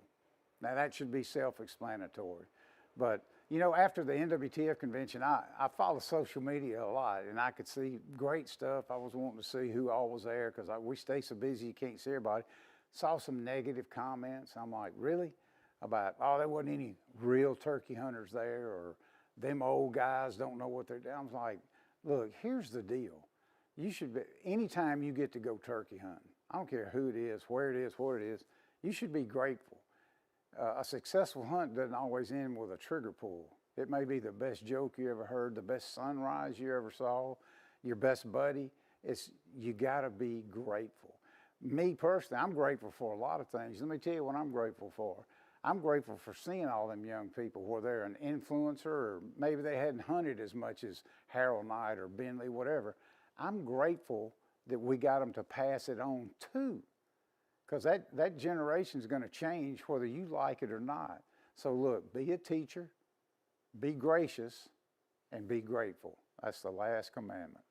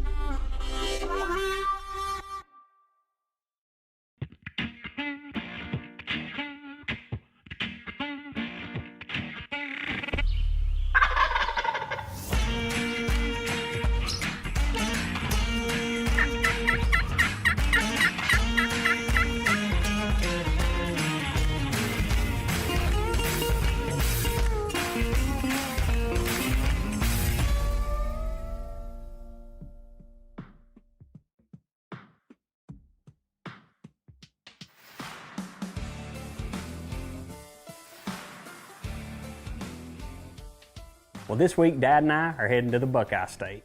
We're hunting with our good friend Matt Day. He lets us turkey hunt each year. He's got a beautiful piece of property. It's got a running creek up the middle of it. Turkeys roost all up and down it. Let's see how we do. Turkey Hunter is brought to you by Browning, the best there is.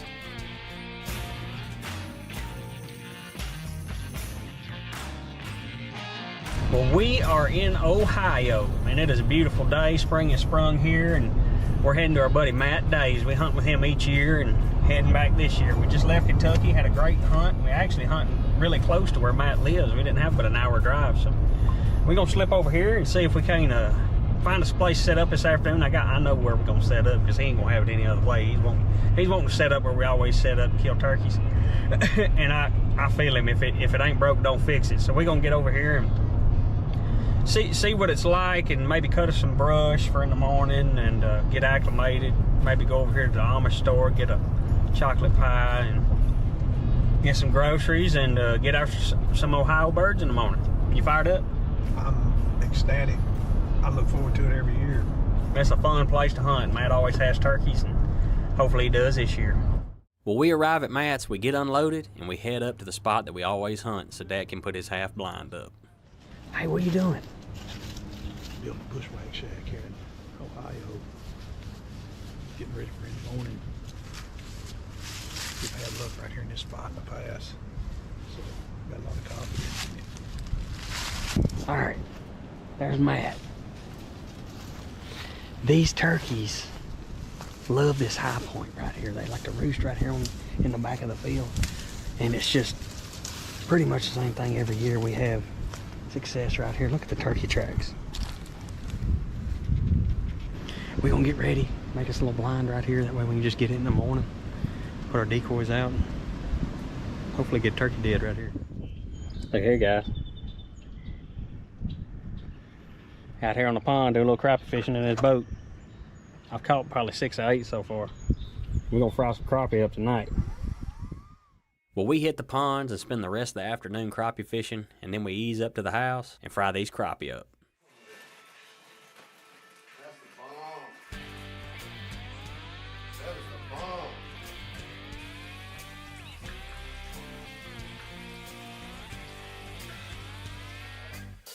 Turkey Hunter is also brought to you by Woodhaven Custom Calls, Indian Creek Shooting Systems, Foxtrot Ammunition, Vortex Optics, and Worldwide Pursuit.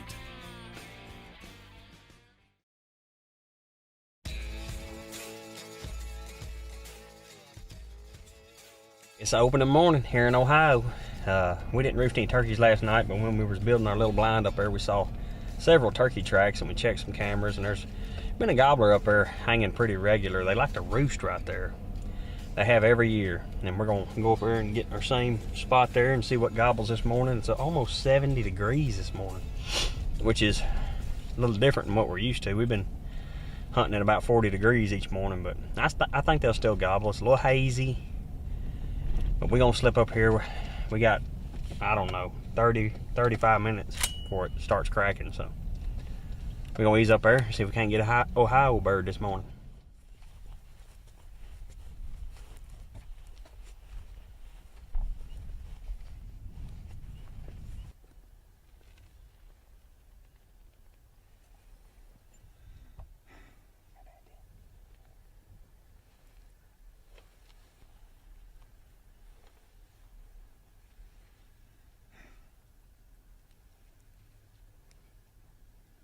Well, we are set up. Hopefully there's a turkey right here. Maybe they'll gobble this morning and let us know where they're at. We set right here every year. It usually pans out. These turkeys like to roost right here in this big timber to the left of this field, High Point. Maybe they're there this morning. Well, as it gets light, a bird sounds off right where we hoped he'd be.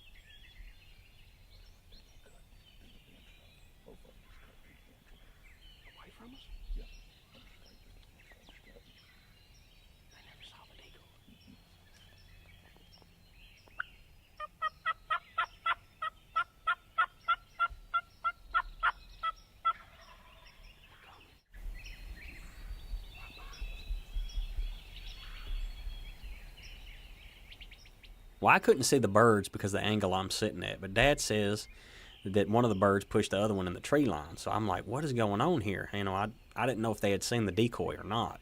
So I just keep calling to them. And sure enough, they keep gobbling. They go all the way in behind us, come around, and each time I blow on the call, they gobble. And sure enough, they pop out to Dad's right and dang near step on him.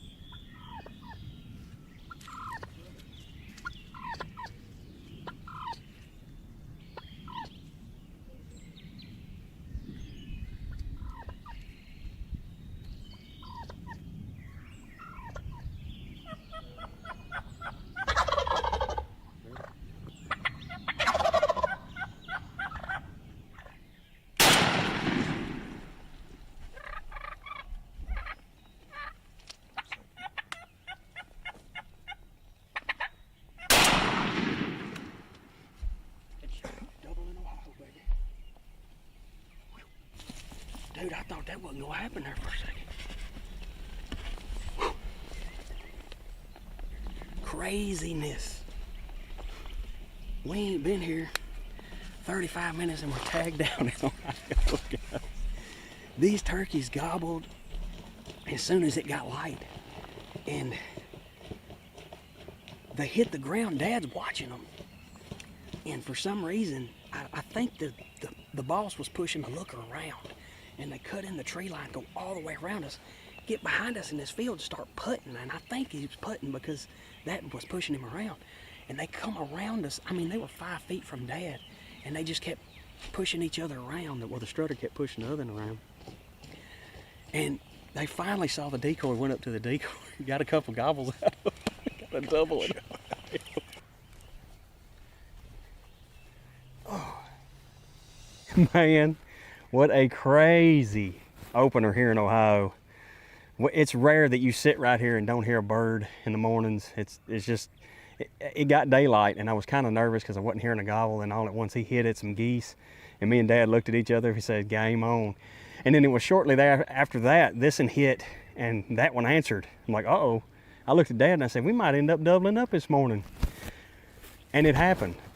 These birds hit the ground and this strutter got to chasing the looker around, and they didn't know the decoys were in the world. And he pushed him all the way down this tree line and behind us. I mean, got him behind us, and then they started putting at something. I know it wasn't us, and I almost think it was, they either got to fighting or something, and he was just pushing this, he was pushing that one around, and he just got to putting. That's what I think was going on, because they weren't scared. And they looped around, finally seen the decoy, and go right to the decoy. Squeezed a few gobbles out of them. I shot mine strutting, but I couldn't help it. I was tore all to pieces. And handed the gun off to Dad, and we got a double here in Ohio. We are tagged out. I know, Matt Day, he puts us on them every year, and actually, this bird right here is 3-4-year-old turkey. And yeah, yep, but what a great opener here in Ohio. That was fun.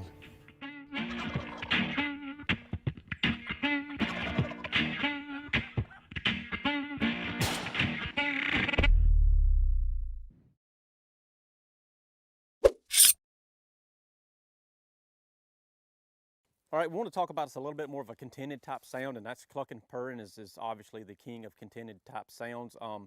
And usually one of the more difficult calls to master on a mouth call. It can be done several different ways. A lot of people gargle in their throat, and a lot of people flutter their tongue, and some people even flutter their lips.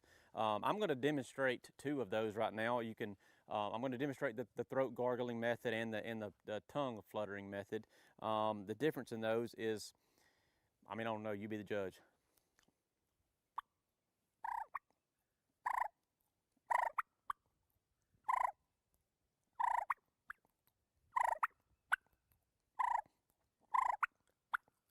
That's with your tongue.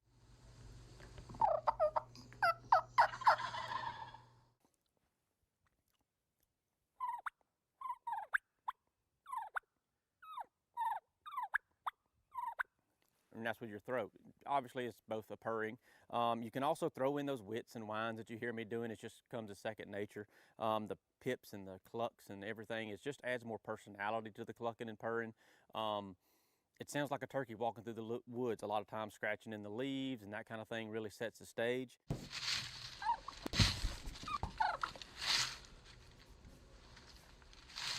But clucking and purring is really a contented type call, and it's a good closing call. It's one of those calls that can really make the difference when the turkey hangs up just out of sight, just over the rolling a hill.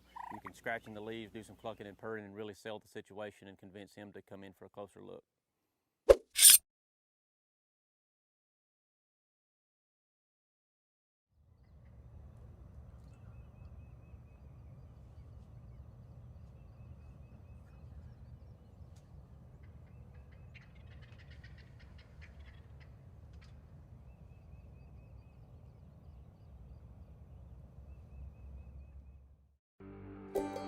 Every tree draws its strength from its roots. For a tree to grow to its potential, it needs fertile soil, the right amount of water, and strong roots. The same is true for our family tree. The mossy oak tree is our logo, but is also a symbol of who we are. In this episode, we follow Chris Hawley and his sons, David and Hunter, on a quest for their first Osceola turkeys in Florida.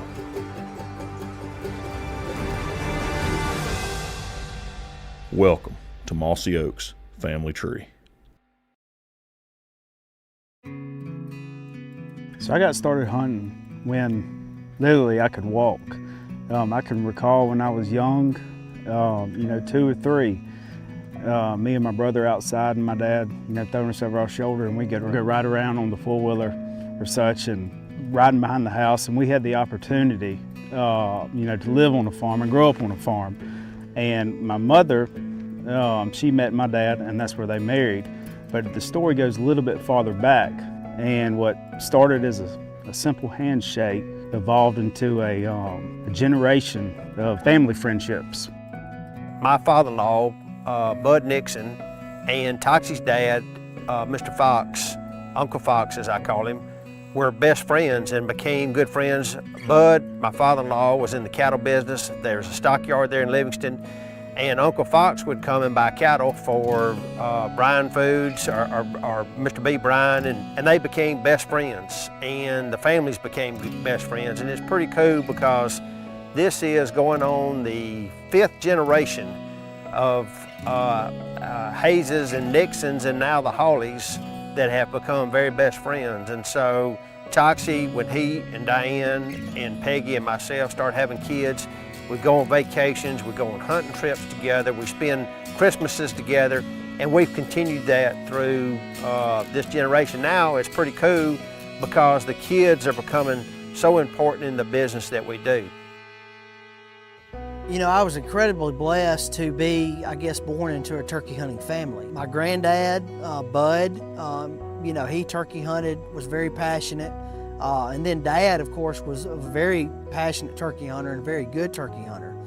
And so I had, kind of a lineage of turkey hunting, and a lot of people were not as fortunate as that. So I feel very blessed to have been able to be immersed in the sport from an early age. And with me and Hunter being able to hunt so much with Dad, we've shared hundreds of hunts together, and it's not the successful hunts that I remember as much as the laughs and the memories and the ones that didn't go so well that we can laugh about now. But it's those memories right there that were special. And now that Hunter and I, with him having 2 sons and me having 1 on the way, that's the sort of thing that we want to continue to foster, that sharing that spring tradition, with our children and teaching them about what those life lessons are that you can learn in the spring woods, about respect and about faith and family and those sorts of things that get lost a lot of times in society. My dad, obviously, he has played the biggest role in my life. He has been my mentor. My granddad, he is a father figure to me. And then I always tell everybody I got 3 dads. I got my dad, Bud, and then the third would be Uncle Toxie.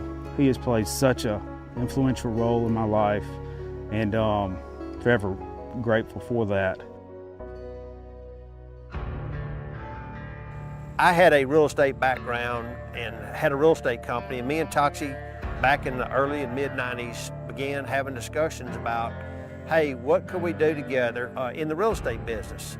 And he had obviously started Mossy Oak, and we started looking at forming a real estate company, and the birth of Mossy Oak Properties really was born out of that idea right there.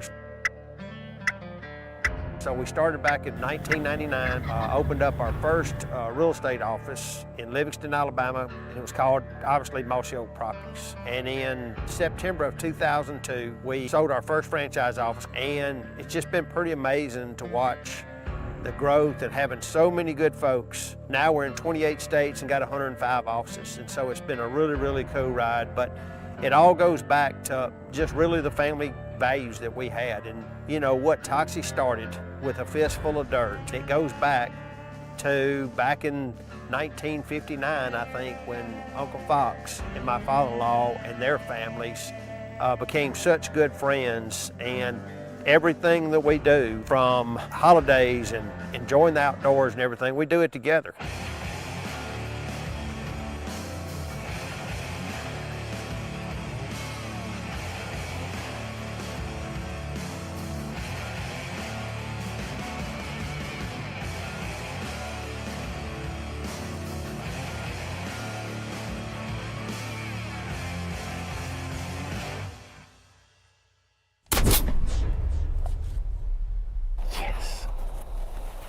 Oh man, that was awesome. My heart is sitting here just racing. Oh wow. And he's got a long old beard on him. Wow, what a hunt. Getting me and David and Hunter to be able to come down and enjoy family time together and visit, and can't wait for the grandkids to come along and do the very same thing, because hunting has been such just a special part of our life. Let's go see David's turkey, and hopefully we can help Hunter get one too. Yeah, so when we got the invite to come down to Florida, you know, as a family, I mean, I can't describe the emotions that we have, because this is really a bucket list trip. You know, the Osceola is just such a special bird, and to come to a place, you know, like Story Hunts, where Brandon operates his business, you know, the same way that we, you know, manage our farms, and you know, it's about family and faith, and I think that's heightened my appreciation for this experience that we had, because it was somebody that is cut out of the same cloth as us, and it wasn't just about us harvesting a bird, it was about being immersed in kind of this old Florida experience. Turkey's behind us, Scotland. Hands over here to our right. Oh, one of them just flew down. Just flew down. Right to the left, right to the left. Okay, all right. There they are, there they are.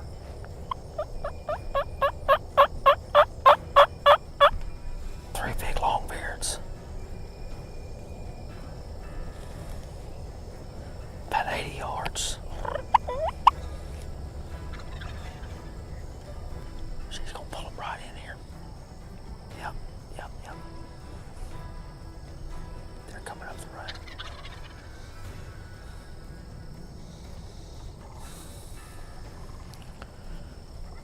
Stay on the strutter. Three big old Osceolas.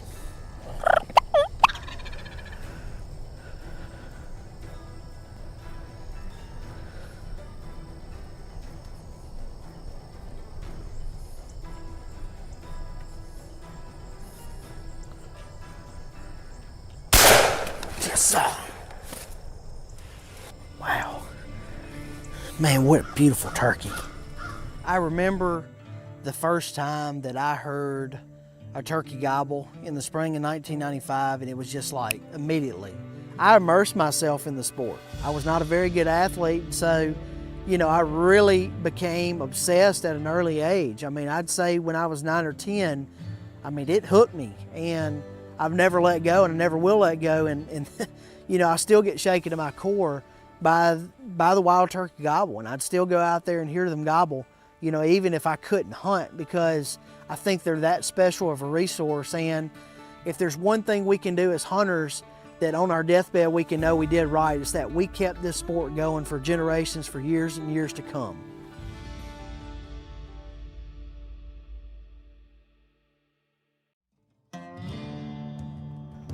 Three years ago, I started working for Mossy Oak. My entire family works for Mossy Oak. My dad started Mossy Oak Properties, my brother and my mom, and to get that opportunity to work with Mossy Oak was a dream come true for me.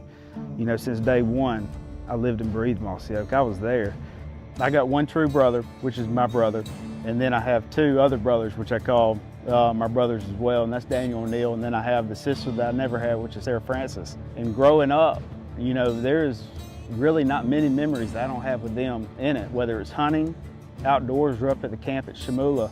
I was fortunate where our farm is, where I grew up in Livingston, Alabama. You know, their camp is not far from there. You know, during Christmas time growing up, you know, my parents, they never checked on me because they knew where I was. I was up at Shamula, they would go and drop me off, and I would literally stay up there for 2 or 3 weeks during Christmas break. It was a truly amazing experience, and looking back, I had some of the best times in my life. This family, and I call it family, but this company, I'll be forever indebted to them for the values that they've given me, the opportunities, and I think the years to come, the relationships that, you know, transpire from there. Truly bless them.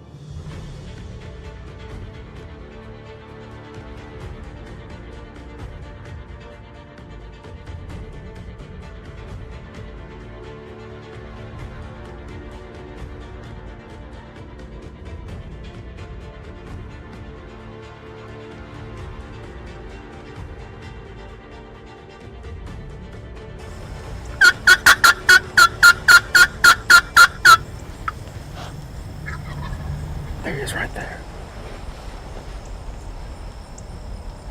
He's gobbling. He's cutting me off every time. I can't see him yet.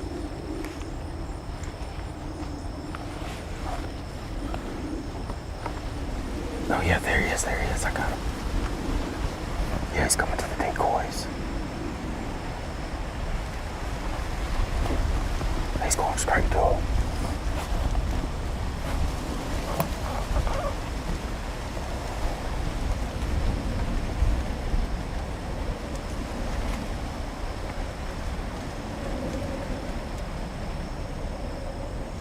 There he is right there.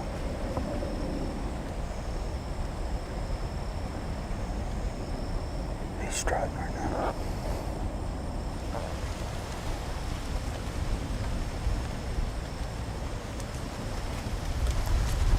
Hey, I'm gonna cut real quick. When he raises his head, I'm gonna shoot him.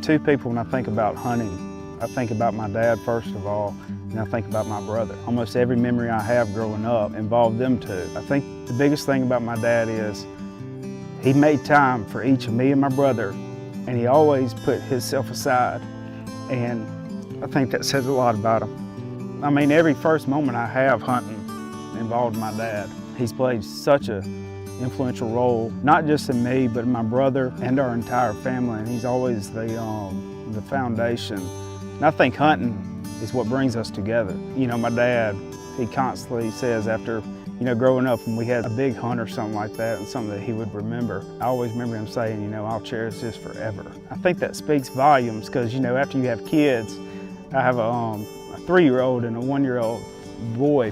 You know, as time rolls on, my wife always tells me don't wish away time, but when that time does come, you know, I know that I'll definitely cherish every moment that I have with them. That is sweet. Congratulations. Congratulations. Congratulations.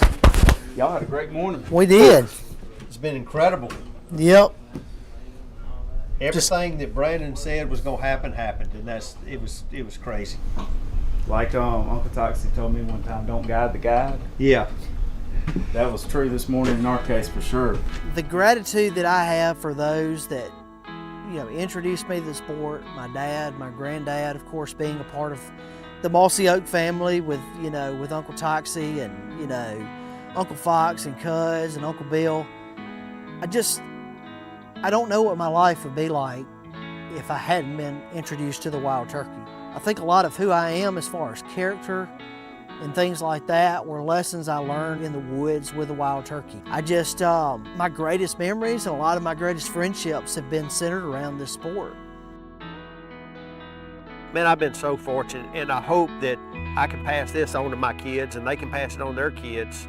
But I've been heavily influenced by my dad, my father-in-law, and Uncle Fox. And all three of them had such a huge influence on me. And sharing what they had learned from their dads and been taught and passing that on to the next generation, to their kids. And I hope that I can do the same thing for my kids and they can do for their kids and pass it on to the generation. It's pretty cool when you see kids that do that and enjoy it and that they don't take it for granted. And that's something we're not going to do. We remind ourselves every day, we're not going to take this for granted.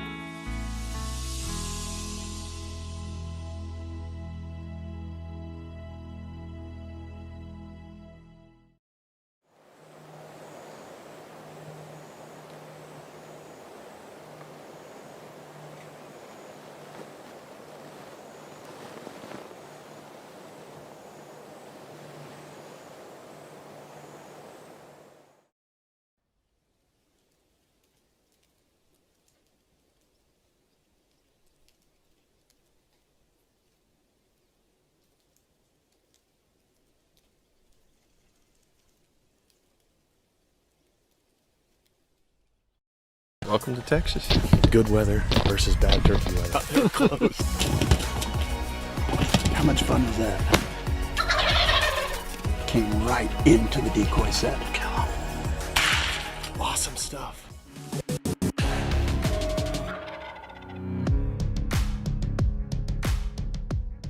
Well, Wade, it's finally here. Turkey season 26 is about to start in the morning, and we get to Texas. What do you know?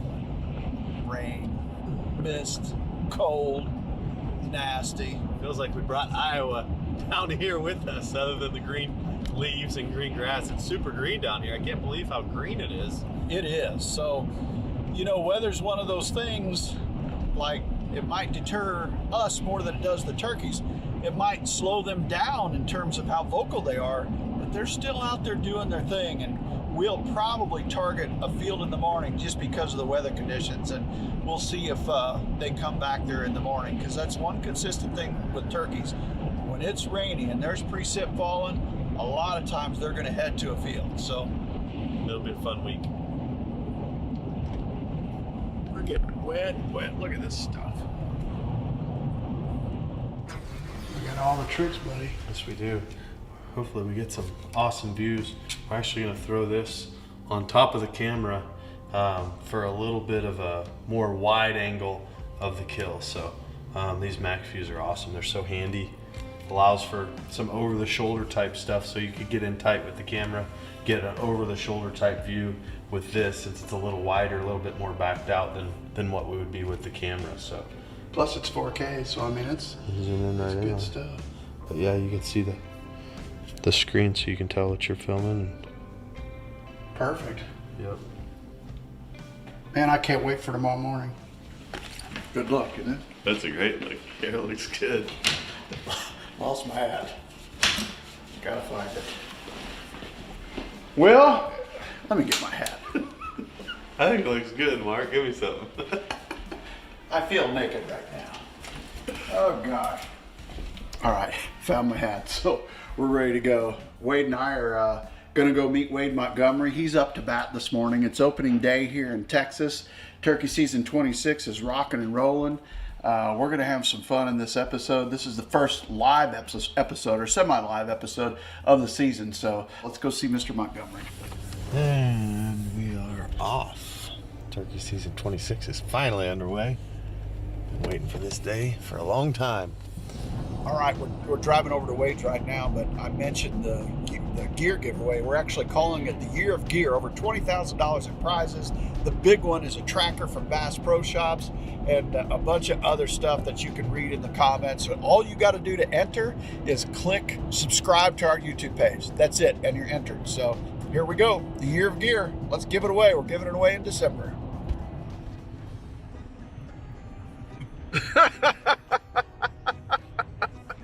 Too early for this, Mark. Opening morning and you're bugging me already. Yeah, I noticed you peeled it right after I turned the camera off earlier. I know, because I knew you were going to do that. I'll eat my banana and hide.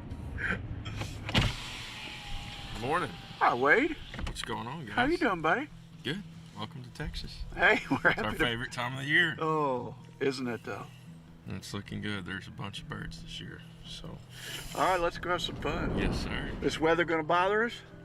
They might be a little quiet this morning. Y'all brought the northern weather with y'all. It was 100 degrees last weekend, and it's 45 this morning, so it's a little bit of a shift, but I think we'll be all right. Let's do it, man. Well, be ready for a different day. Typically, they roost quite a ways away from here, but with the weather last night, they were on this field a little bit late. And now we hear them all flying off. Wade just moved the truck, but we've heard multiple birds leave the roost right here. No joke. There was a pair of hens right here, and we've heard multiples. So I think with the weather, last night they probably stayed close to this field and they just roosted closer than normal. All right. We got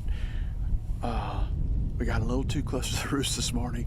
We blew some birds out of here, but there was a flock of jakes that were gobbling, fooled us a little bit. We set up and called them in. They came in, got some great footage of them. The wind's picking up. It's really chilly. The wind chill feels like it's December as opposed to late March, but we're not going to give up. We're going to stay after these birds down here in Texas. Good stuff.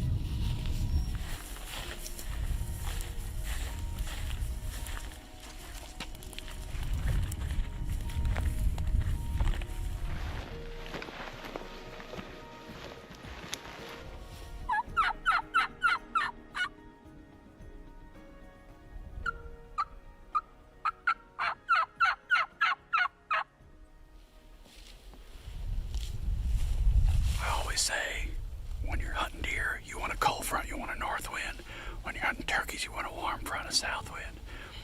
It's almost opposite because they're doing the same things, but the turkeys don't gobble as much on the cold fronts.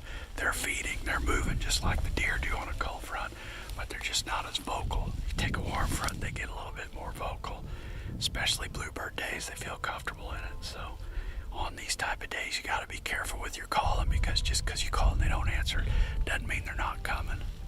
But it does make you pull your hair out and get a little frustrating, but that's just on the weather. All right, we got birds gobbling out here. The weather's changed just a little bit, and they're starting to talk just a little bit, so we're going to get set up as quick as we can. We're going to put Wade at this tree, myself and Wade. Montgomery will be behind him. The weather switched. We're switching shooters, and we'll see if we can't make this happen. We've been after him all day. Game time. Yeah, baby.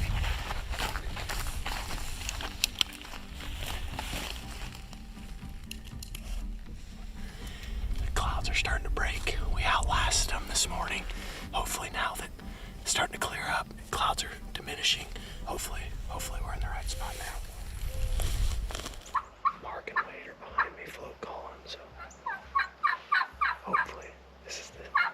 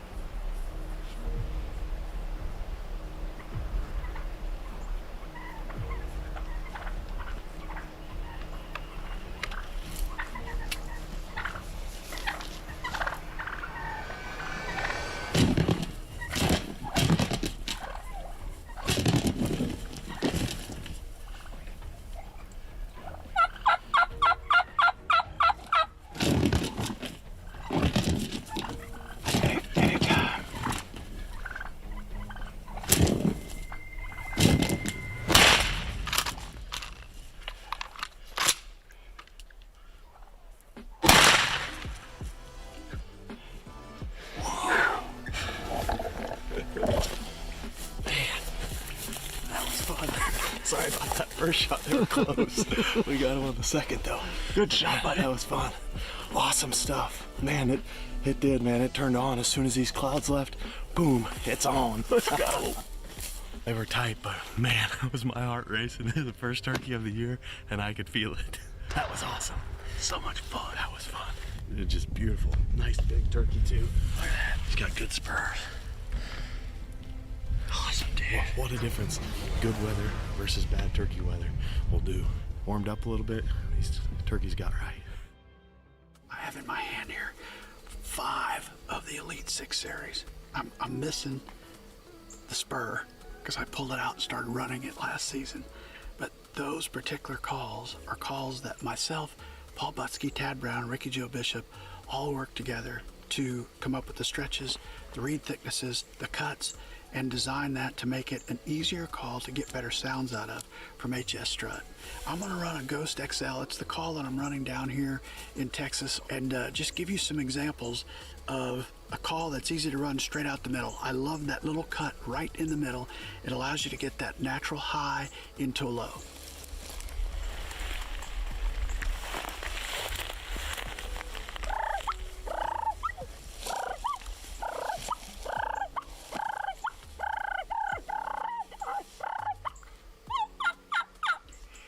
You hear that high? Almost sounds like a cow elk.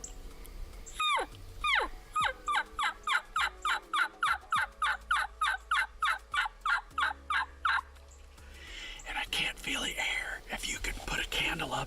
and you're blowing that candle out, you're blowing too hard. So you want correct tongue pressure, correct airflow, correct seal, and lots of practice. We tried to make these calls as easy to blow as we possibly could. It's the Elite 6 series. It's the beautiful design on the tape. It's from HS Strut, and I think you'll have good luck with them. We worked really hard to make these calls easy to blow, yet very, very realistic. We walked about 400 or 500 yards. Wade went to get Ethan at the gate because he just flew in today, so we're resetting up. What do you think, buddy? I'm excited. Can't wait for Ethan to get down here and get out here. The sun's popping right over my shoulder, so it's working to perfection, exactly what we had hoped for today. Let the weather pass, grind it out, and get out here once it's nicer weather, and it worked for mine, so I think it'll be perfect timing for Ethan to get in. We've still got several hours of daylight left, so should be good. We just heard a bird gobble in the distance. Hopefully they can get here. He wasn't far, though. There's a big wheat field out there that I think they're in. We've got the stage set here. There's turkeys gobbling in the distance, but they're not answering my call, so I'm just going to sit here and wait. And Ethan's going to be here in just a few minutes, but in case one comes in, we're ready.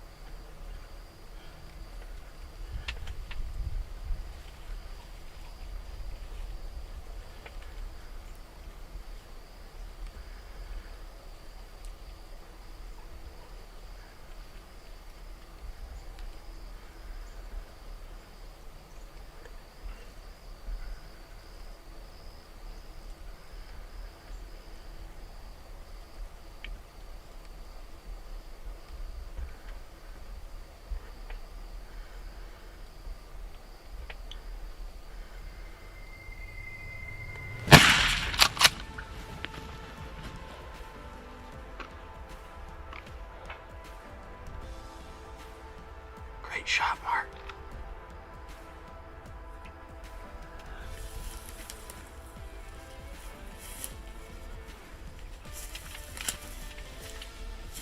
How about that, Wade? That was awesome. Congratulations. Cool turkey hunt. Sorry, Ethan. He was just a little delayed. And Wade and I had about 45 minutes. There was a bird came from the right. I don't know if you saw him over there. When they started coming, he went back, and then they turned and just came right into the decoy set. I just kept yelping and yelping on that Ghost XL, part of the Elite 6 series.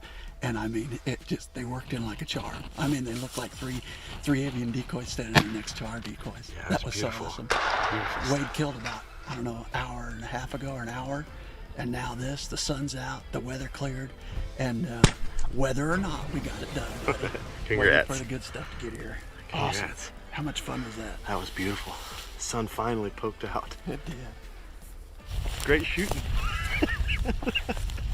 I can't say the same about myself. That was fun. Well, how about that? Sun's finally shining. Shining brightly now. Unbelievable. We started out yesterday evening, rain, cold. The drizzle stopped. Cold this morning, windy, and they just weren't acting very well. Yeah, and it's just like a light switch. Whenever the sun started to come out, warmed up a little bit, and got that sun on their backs, and it sure turned on. Whether or not, we stayed after them though, and finally the sun hit. They started acting right. 2 down here within hour and a half after hunting the entire day. So congratulations, Wade. Turkey season 26 is rolling here, and we appreciate everybody following along. Absolutely. With this particular episode, we're talking about the weather, and I'm not going to hit every single weather condition, but I'll hit a few generalities of things that we've noticed through the years that either help or hinder you in terms of your attempts to go kill a turkey. Number one, north cold fronts. A lot of times that can shut them down. I'd much rather hunt deer on a north than a turkey. South winds blow in and things warm up. We generally have better luck with turkeys on south winds and warm fronts than we do on the cold fronts. Those high pressure bluebird days where they gobble their breastbone out early of a morning, great gobbling morning. Sometimes a turkey may only have so many gobbles in him that day, and all of a sudden if he gobbles himself out early on, his battery is down, he doesn't have many gobbles left. So those high blue sky bluebird days can sometimes be great gobbling early, and then a hush falls over the crowd later in the day. So pay attention to that, and sometimes it's harder to strike one up later in the day when they've gobbled themselves out. Another thing that I notice when it comes to weather, fronts when they're about to move in, and not the day of the front approaching, but generally one day ahead of that front. If there's a front coming and all of a sudden you've got a cloudy day, kind of light winds, you know there's a front coming the next day, those hens, I think when that front's approaching, have a tendency to go tend to those nests, and therefore they leave their gobblers lonely and they're easier to go strike and kill. Compare that to those bluebird days when everybody's in a good mood and those hens stay with the gobbler all day. They're a little tougher to kill sometimes on those easygoing bluebird days. Rain, the heavier it is, the tougher it's going to be to kill a turkey. One common theme about rain, once it's raining, you might as well go to the fields and check out those fields to see if they're out there in those fields. They like to get out of the woods, and then once the rain stops, they'll preen for about an hour, and then they'll go back to acting like a turkey. So on those rainy days, when it stops, we generally wait 30 minutes to 60 minutes before we go back out there and try them again. Snow, it's another tough one. We've had some good hunts in the snow. We've also seen snow fronts come in and shut them down completely. So like I said, that's not the full book on all weather conditions, but those are a few things we've seen through the years that might help you out on your next hunt. All right, we've come to the end of this show, and this year in our semi-live series for turkey season 26, we're gonna have a tail of the tape, if you will. We're gonna measure every turkey spurs, beard, weight, have a little bit of a leaderboard for you guys to follow along with. Up first, Mr. Robbins. First, we go with the weight. 18.9. There you go, 18.9. Inch and a quarter. Yep, inch and a quarter on one. 10 and a quarter on the beard. All right. Go ahead and stretch the tape on that one. We'll measure this one accurately. Here we go. That's about a 7/8. 7/8 on the spur. That one is same. 8.5. 8.5. And the weight. Bring that to, yeah, 17.14, 17.15. 17.15. So, at the end of the first show here, Wade's in the lead in all three categories. He stretched the tape, but we'll let it go. To keep everything official, we'll be judging all birds harvested during turkey season 26 using the NWTF scoring system. The bird's total weight will add 1 point per pound and 1/16 of a point per ounce. The beards will be measured down to 1/16 of an inch, and that total will be multiplied by 2. Then the total spur length will be measured and multiplied by 10. Once that total is calculated, it will be added to our turkey season 2026 leaderboard to lock in the 5 highest scoring birds of the season. Wade is leading the charge with an outstanding bird, landing an NWTF score of 64.06. And Mark Drury secures that second place spot with an NWTF score totaling 52.43. That's an awesome start to our Turkey Season 26 leaderboard. Tune into our next episode to see who else gets on the board and who can dethrone Wade Robinson. You know how blessed we are to be able to do this, Wade? We're down here with Casey Jones and Wade Montgomery, and they just have always been so gracious and so giving. We want to say thank you on behalf of myself and Wade and everybody out there watching. They've been very nice to us, allow us to come down here and film shows for both deer and wild turkey. So thank you guys, we appreciate you. That was insane. It's unbelievable. I've been hunting 43 years. I've never seen anything like that. How awesome was that? That was unreal.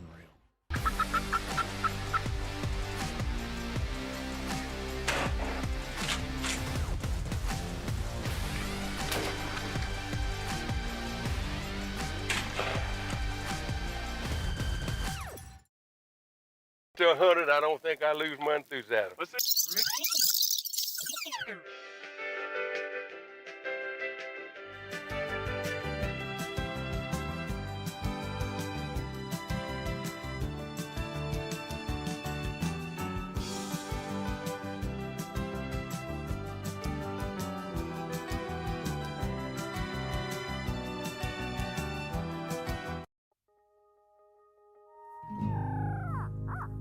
I was working at a sporting goods store in Natchez, Mississippi called Rex Sporting Goods, and I was selling Will Primos's calls. He was making them himself at his house, and I was buying them and selling them.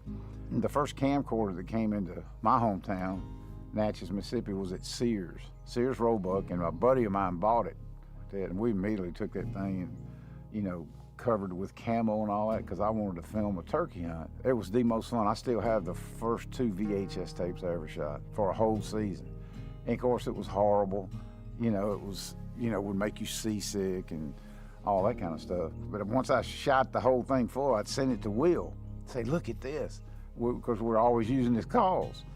He just shows up one day at Rex Sporting Goods with this giant camera, opens it up and looks at it and says, you think you could film a turkey hunt with that? And I'm like, man, I don't know. And that's kind of where the truth started. You know, I figured that camera out. It was a TV camera and it was heavy and it had a separate deck, but for some reason I was fascinated with that. I'd like to introduce to you a good friend, great hunter, and a wonderful cameraman. This is Ronnie Cuz Strickland. Ronnie, let's tell everybody about how hard it was to get some of this footage. Well, you covered it first. You said it took a lot of luck. That's what it was. But we used a broadcast quality camera with a 16 power zoom lens, and also used a tripod, which was your idea. I didn't think it would work out, but it did. It really improved the quality of the footage. When I was trying it out, Will would pay me $10 a day and 6 cents a mile. That's how long ago that was. I eventually left, came back to Natchez, back to the sporting goods store, and that's when I met Toxie. They were at their first trade show. I stopped like 40 yards away and went, and I was looking at that camo. I was like, I could kill every turkey in Mississippi with that. And just fell in love with the pattern and their enthusiasm. And when I came home, I was calling all these sporting goods stores I knew saying, man, you got to get this stuff. And Toxie called me, he said, dude, you're selling more than me. You need to come to work for me. So I did. I'm Cuz Strickland, and I'm a turkey hunter.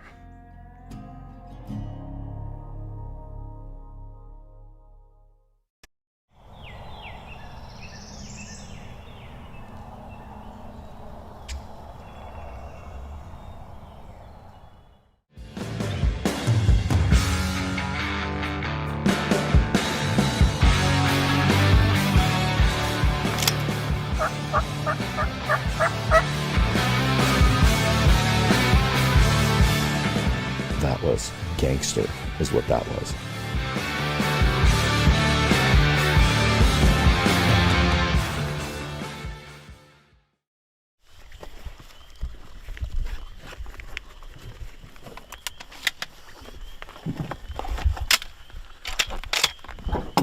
Hey, what's up, Mario? Last Strut, Missouri. First morning for us, first opening week actually, but first day this morning. Set up right in the right spot, gobbles everywhere. They pitched down, a couple went one way, never heard them again, and then one just got hung up over the hill, and Byron even climbed right to the hill and saw him, and he was 100 yards and just hung up with a hand of wind come over. Then we just went all the way around to try to get ahead of them, got ahead of them, and they just skirted us. So we just came to another property, and we're going to give this a go and see what happens. So we got Kyle, we got Byron, we got Tyler from Weatherby, so we're going to, hopefully one of the Sorks starts barking. This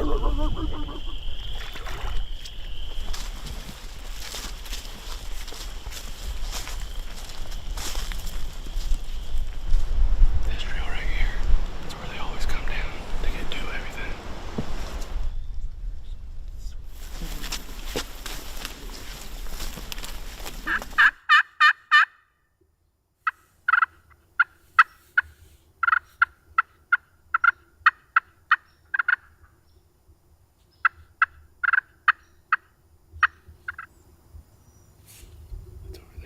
That's kind of behind Mario. Yeah.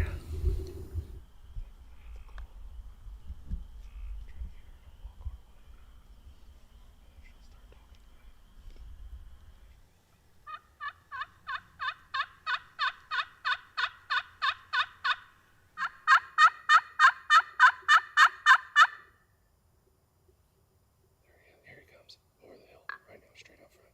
You see him?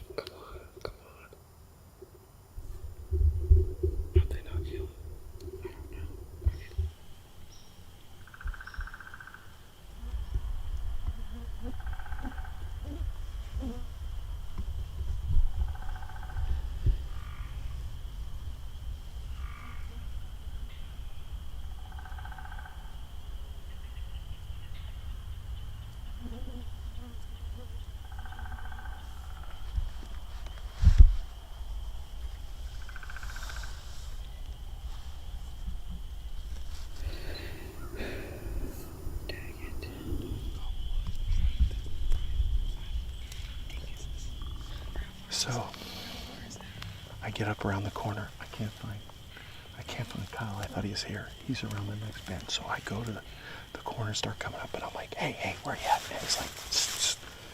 And I look right where we were sitting this morning. He was exact. I mean, if we were sitting where we were this morning, you would have shot him right in the face. That means we had 4 toms in the field at 50 yards tonight. Not one came in. 4 toms in this field. There's like 10 turkeys out here right now. They're just right here in the timber. Well, the place is loaded with turkeys.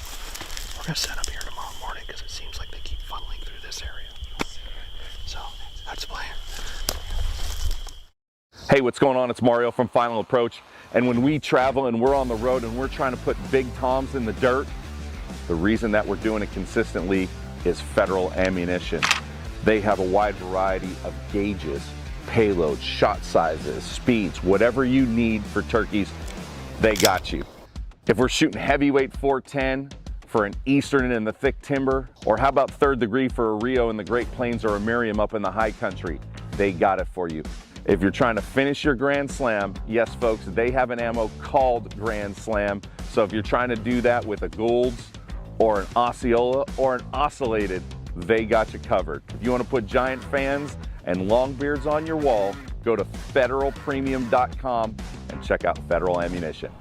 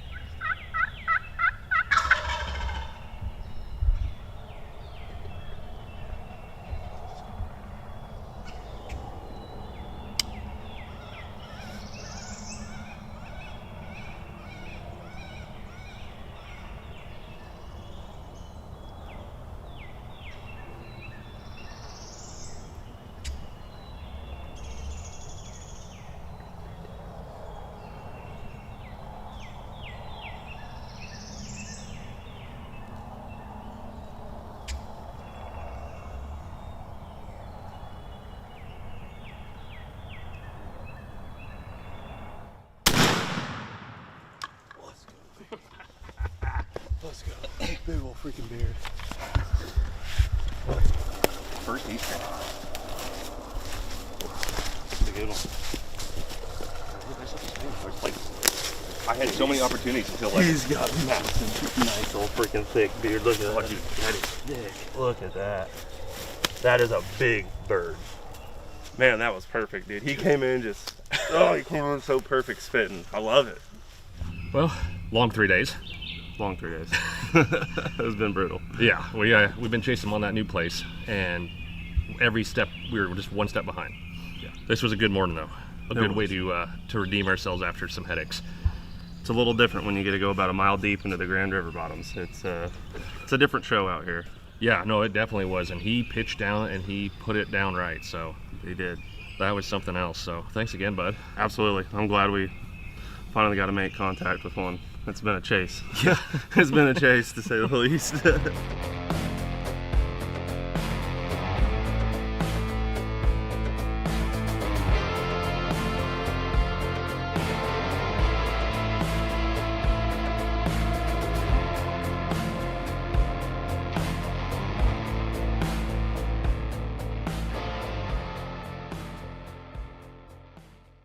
It's like one of those weird where it's like you're in the game the entire time, but you never felt like you never were in stood it. a Yeah, you're chance. just like not in it. Yeah. They were playing their own game.